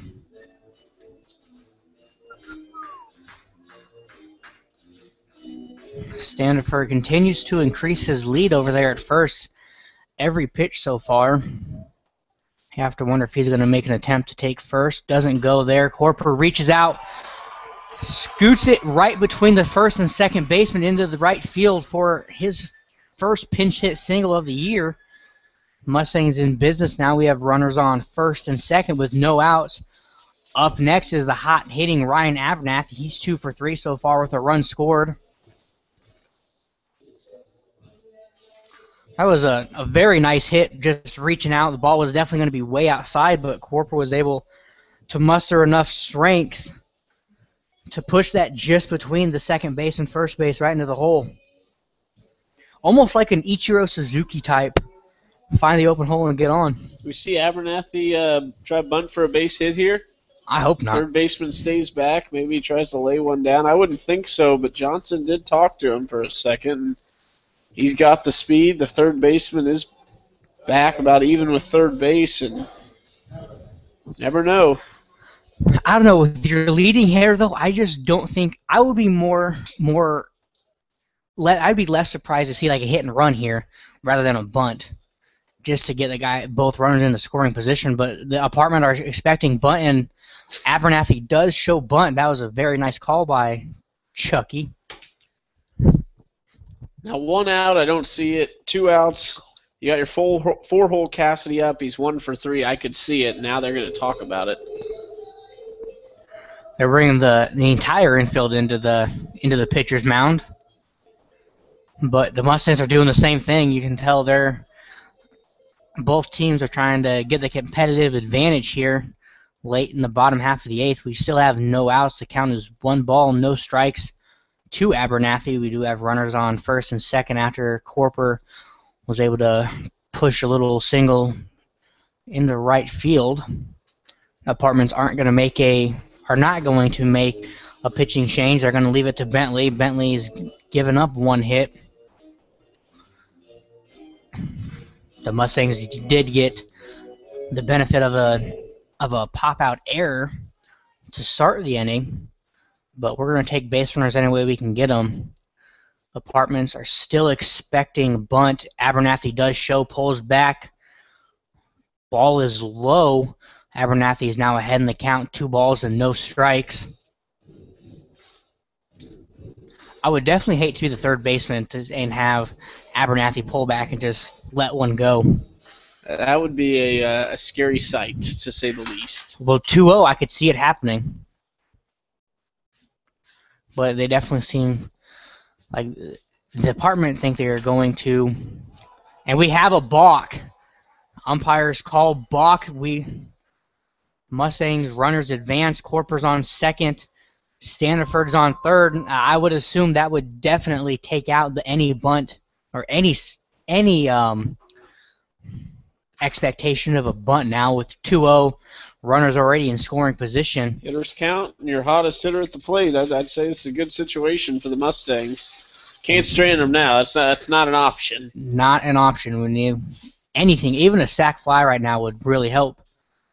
Ball is high. The North Kansas City Apartments, so first baseman was expecting bunt. He is a good 3 steps into the grass right now. Even though it's 3-0, now he's moving back, playing his normal position. 3-0 count. 2 Abernathy, Bentley in the stretch. Ball's inside. Walks the bases loaded. Abernathy's at first. Corpor's at second. Standiford at third. Due up for the Mustangs is going to be a pinch hitter, it looks like. Nope. That's Cassidy. This is Cassidy. I just wasn't sure. I mean, the runners are coming in. Johnson's talking to someone, though. You don't think, unless they would... Oh, that would be why. I did not see the pitcher coming in from center field. No, I was looking down at the dugout, and I saw Cassidy talking to Brandon Husky, so I wasn't sure if possibly Husky was going to come in and bat. That wouldn't be my first choice to pinch hit, but they did bring in, the North Kansas City Apartments did bring in yet their 9th pitcher of the ball game. Bentley doesn't record an out in the inning. Gives up 1 hit on 1 walk.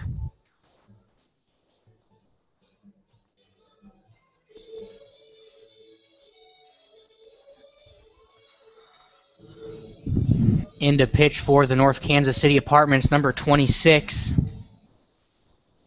Luke Burnridge.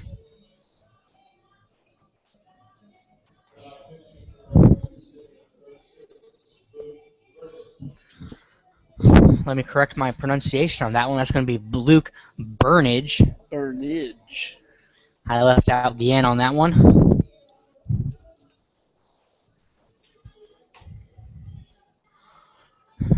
Just a recap of what's happened so far here in the bottom half of the 8th. What looked like was possibly going to be a 1-2-3 inning, or a start of a 1-2-3 inning for the North Kansas City Apartments, ended up as a Stacks bobble to the glove, to his chest, to his thigh, back to his glove, falling down, ball hits the grass, and we get our first runner of the inning. Corper then punched one between the second and first baseman to advance Standifer. And then Abernathy drew a 4-pitch walk. We now have bases loaded, no outs. Mustangs trail 4-2 here in the bottom half of the 8th inning. And up for the Mustangs is going to be Josh Cassidy. He's 1 for 3 on the day.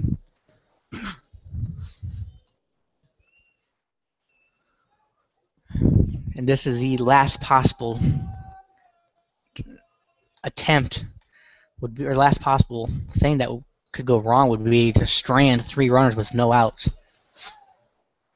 Struggling to find the strike zone and see if the Mustangs just take until they get a strike here. I think that's probably what they're going to do. It's going to have to be right down Broadway for them to swing. And the Apartments, I guess that was close enough to Broadway. Up until that point, Apartment pitchers had thrown 5 straight balls. The count is even 1 ball, 1 strike here. In the bottom half of the 8th, bases still loaded with no outs.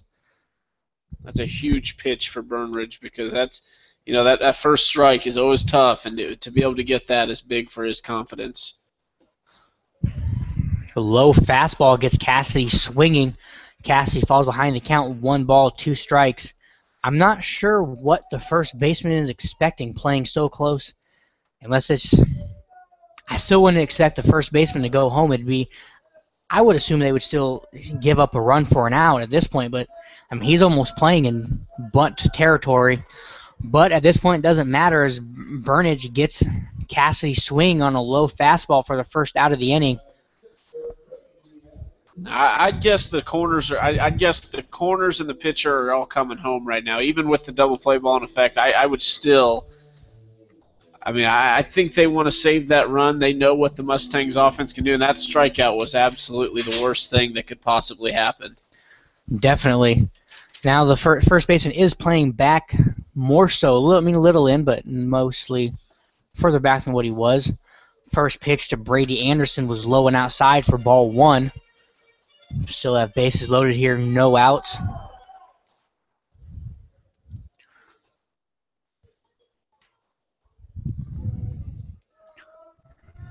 Burnridge deals.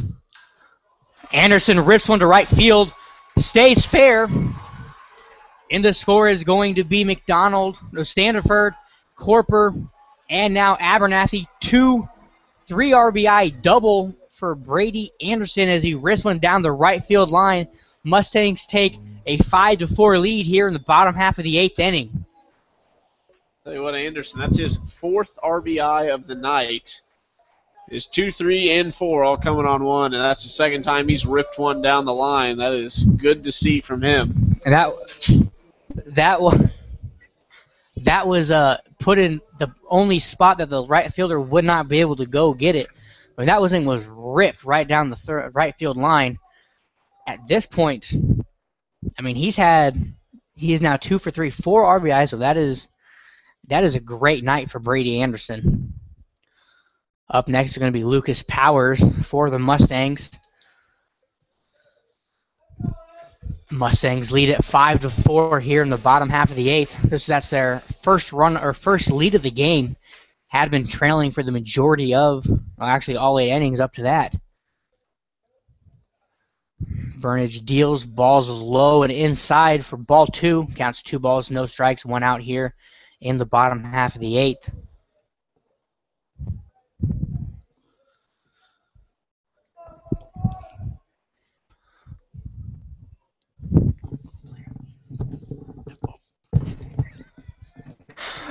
Burnridge deals, ball 3.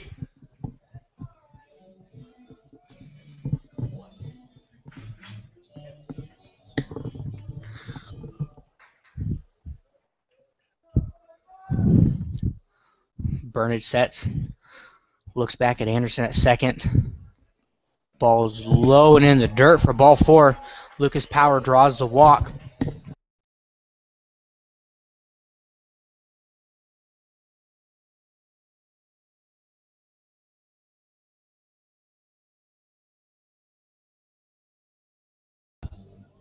Kyler Richards is up for the Mustangs. He's 0 for 3 today. Now would be a perfect time for him to get his bat going with runners at first and second with 1 out. Already had a big inning here for the Mustangs, who scored 5 runs in the last 3 innings.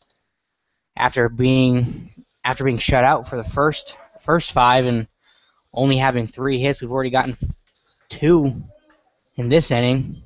First pitch from Burnridge is low and outside for ball 1. At this point, even a walk might encourage Richards and help him get out of his season-long slump.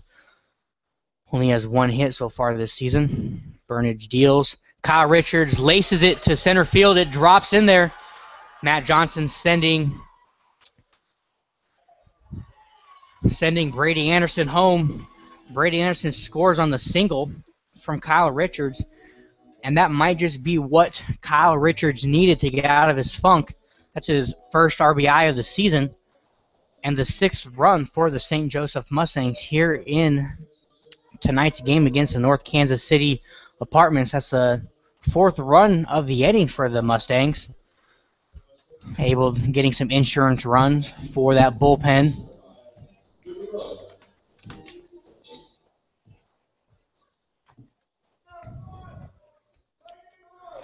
Burnage looks back at second.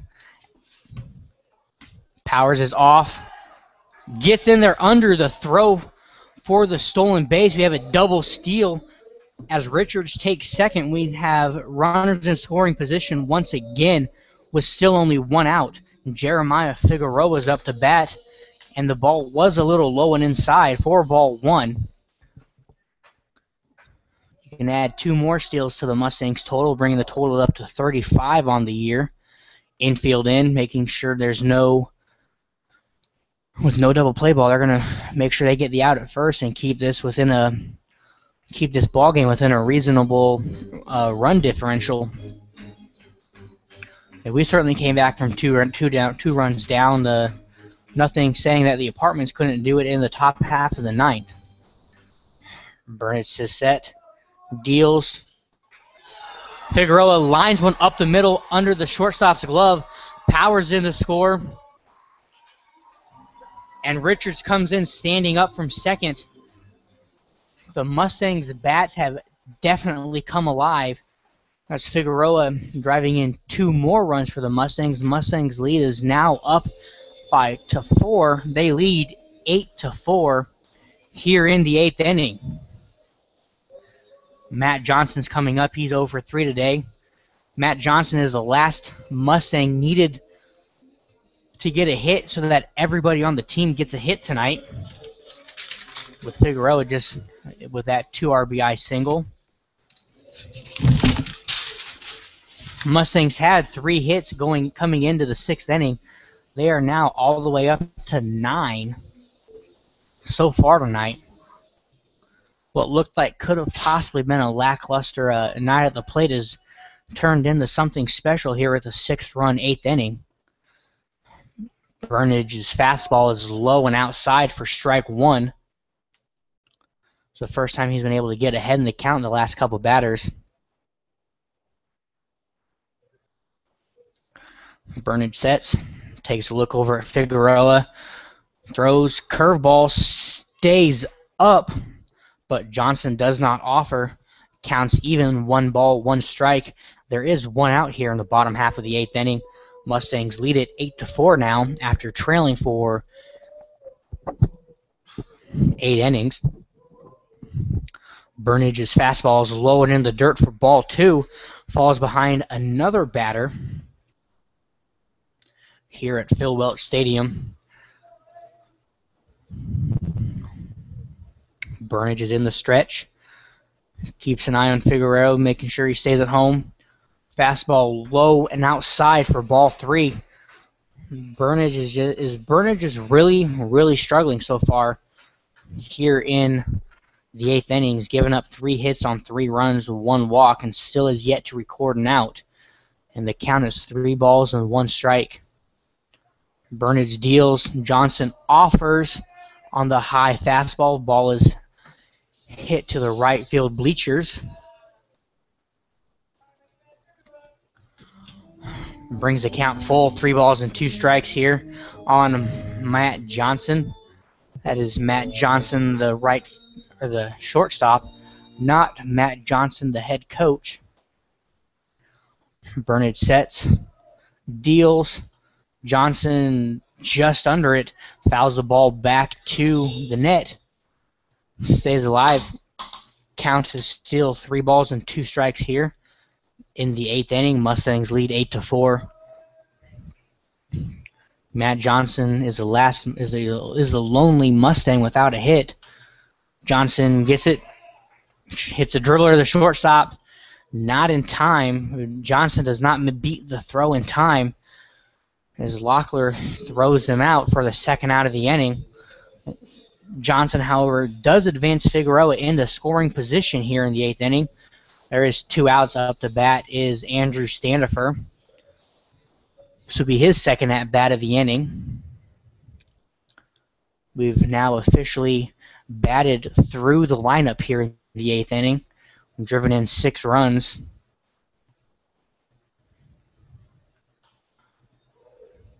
Staniford fouls it back to the net, falls behind the count, no balls and 1 strike. That was Burnage. That was Burnage first out that he has recorded so far. Looks back at Figueroa at second. Pitches in there low for strike 1. Or strike 2, excuse me. No balls and 2 strikes. There are 2 outs here in the bottom half of the 8th inning. Andrew Stanifer is 1 for 4 today. He does have a run scored.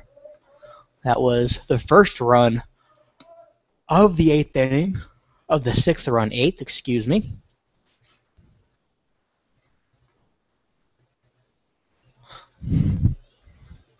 Burnage is still in the stretch.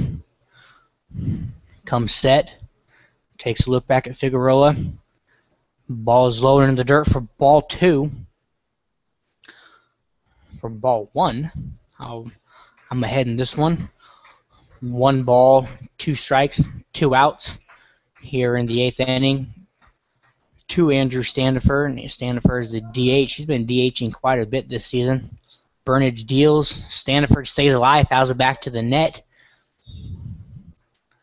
It's all about staying alive at this point. Take it at 1 pitch at a time. Figueroa gets a pretty good lead off at second. Nobody's holding him on there. Shortstop is starting to creep over, but not actually holding him on. Burnage looks back at him, deals. Staniford, dribbler up the middle. Not playable by the shortstop. That would have been a tough play, having to come all the way over to the bag. That ball was literally right over the bag on that one. Staniford with his 2nd hit of the inning. 10th hit for the Mustangs overall. North Kansas City Apartments head coach is coming back out to the mound. I would certainly assume at this point we're going to see a pitching change, as Burnage has only gotten 1 out, and the manager makes a call to the pen. Burnage's day is done.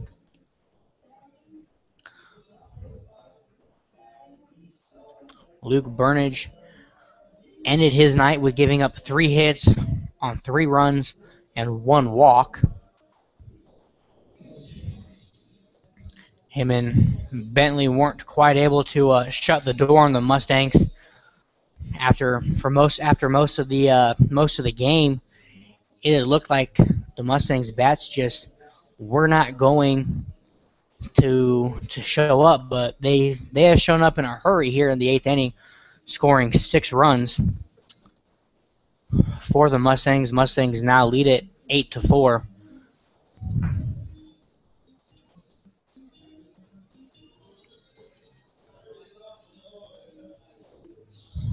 Waiting on a number so we can get you the new pitcher for the North Kansas City Apartments.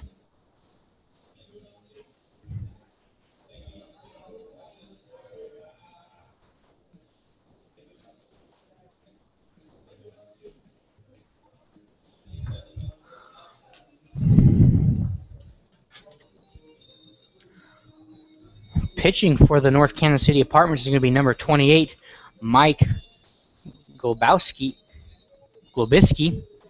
He is their bullpen catcher as well. He's pinch hit earlier today. They did say before the game started that they weren't going to follow total substitution rules because the Apartments don't have the number of players yet. I don't know if the team hasn't shown up yet due to college reasons or what, but they were letting them go ahead and make multiple substitutions so they could keep this game going.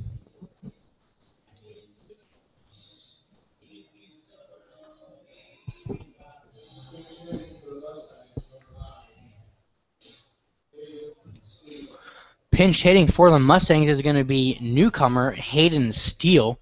He just joined the team yesterday after Nate Winfrey and Kyle Gares left. Mustangs still need to add an arm for Gares. They added the bat in steel for Winfrey. He's getting to see his first action in as a Mustang. First pitch is a ball to Hayden Steele. Hayden Steele lofts one up high in the infield. Third baseman Mahoney makes the grab in foul territory for the final out of the inning. In that 8th inning, Mustangs scored 6 to come back and take an 8-4 lead after trailing 4-2 for the majority of the game. Mustangs now have 10 hits on the day. Austin Aspergren is still in the pitch for the Mustangs. Mustangs lead at 8-4. We will be back in just a moment.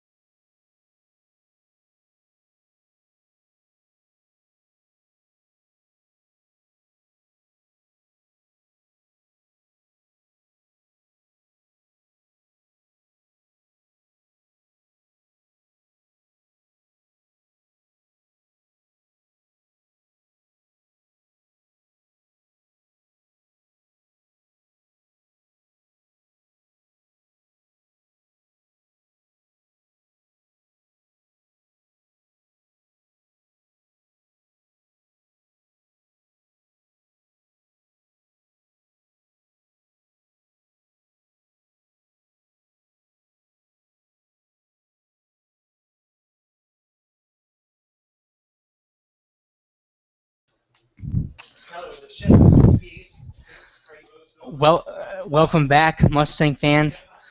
Up to bat for the Apartments is going to be number 18, Jake Baker.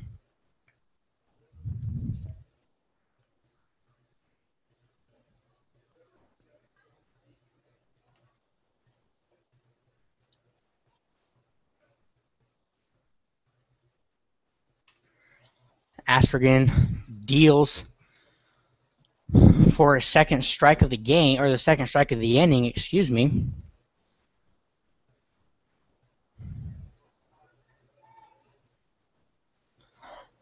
Aspergen sets in the stretch, throws a slider, gets the hitter to swing way out in front of that one for the strikeout. That's the Mustangs' first out of the inning. Aspergen's first strikeout of the day. We are here in the top half of the 9th. Mustangs lead it 8-4.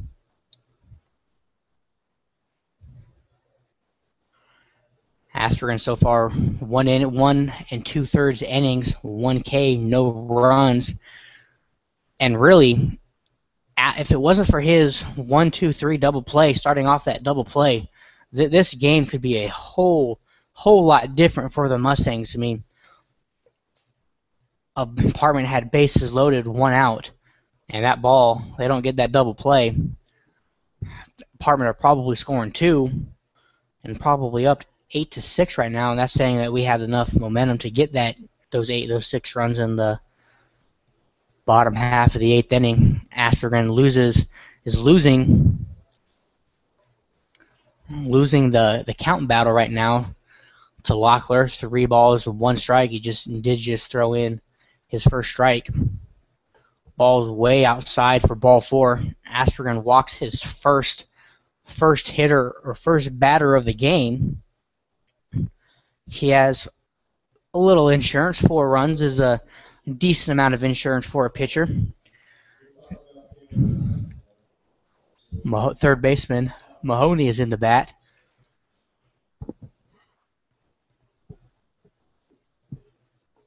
Aspergen Stetson deals. Fastball in there for strike 1. Aspergren keeps an eye on the runner at first, but is not holding him on too terribly hard.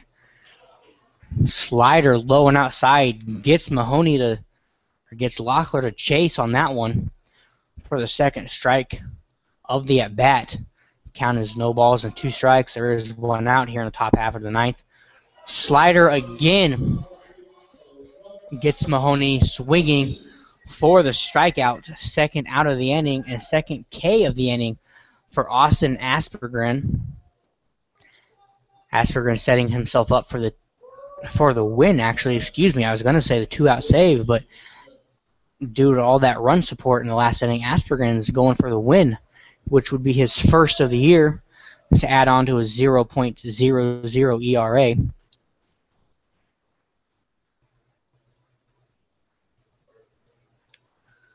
Smith is in the bat. Aspergren's first pitch is low for a ball, 1 ball, no strikes.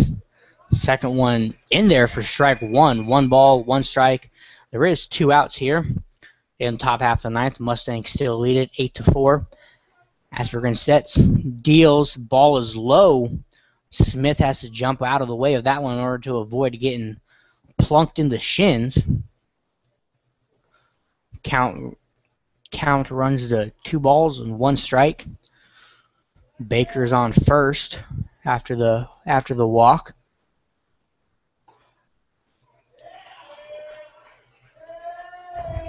Aspergren delivers fastball in there, strike 2, counts even, 2 balls, 2 strikes, and 2 outs. Fans not quite on their seats yet. Smith chases one, flies it out to center field. Abernathy makes the grab, and the Mustangs win it 8-4 here at Phil Welch, thanks to a 6-run comeback in the 8th inning. Tomorrow night, kids run the bases. It's also family night. $1 hot dogs. Come to Phil Welch. Feed the family for, hey, you could feed the family for $5 if you wanted to. $1 dogs. Kids run the bases. We'll wait here and see who our Eagle Radio player of the game is going to be. I would certainly expect it to be Brady Anderson with his 1-for-3 night, 1 run. Did drive in 4 runs, and they were the most important ones. That gave the Mustangs the lead in the bottom of the 8th inning. Mustangs run their record to 11-3 on the season. They will be at home tomorrow against the BJ Raiders.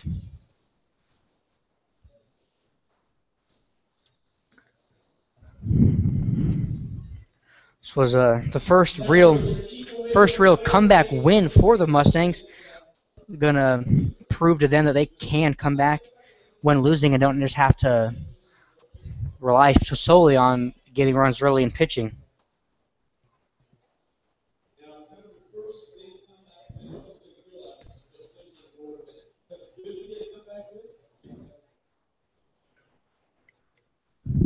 Brady Anderson is your Eagle Radio player of the game tonight. Brady Anderson went 1-for-3 with a run and 4 RBIs. Started that with a rip into right field to score 3 actually, the bases clearing double on that one. Mustangs win this one 8-4 here against the North Kansas City Apartments. We will be back in action tomorrow against the BJ Raiders. Tune in tomorrow at 7 p.m. Chucky Kemp will be back on the mic. I will take over on Saturday for the for the St. Joseph Mustangs versus the Missouri Western Alumni. That will be at 7 o'clock on Saturday night. I will be calling that one. Tomorrow night is BJ Raiders. First pitch set for 7 o'clock. Thanks to everybody for listening to Mustangs Radio Network.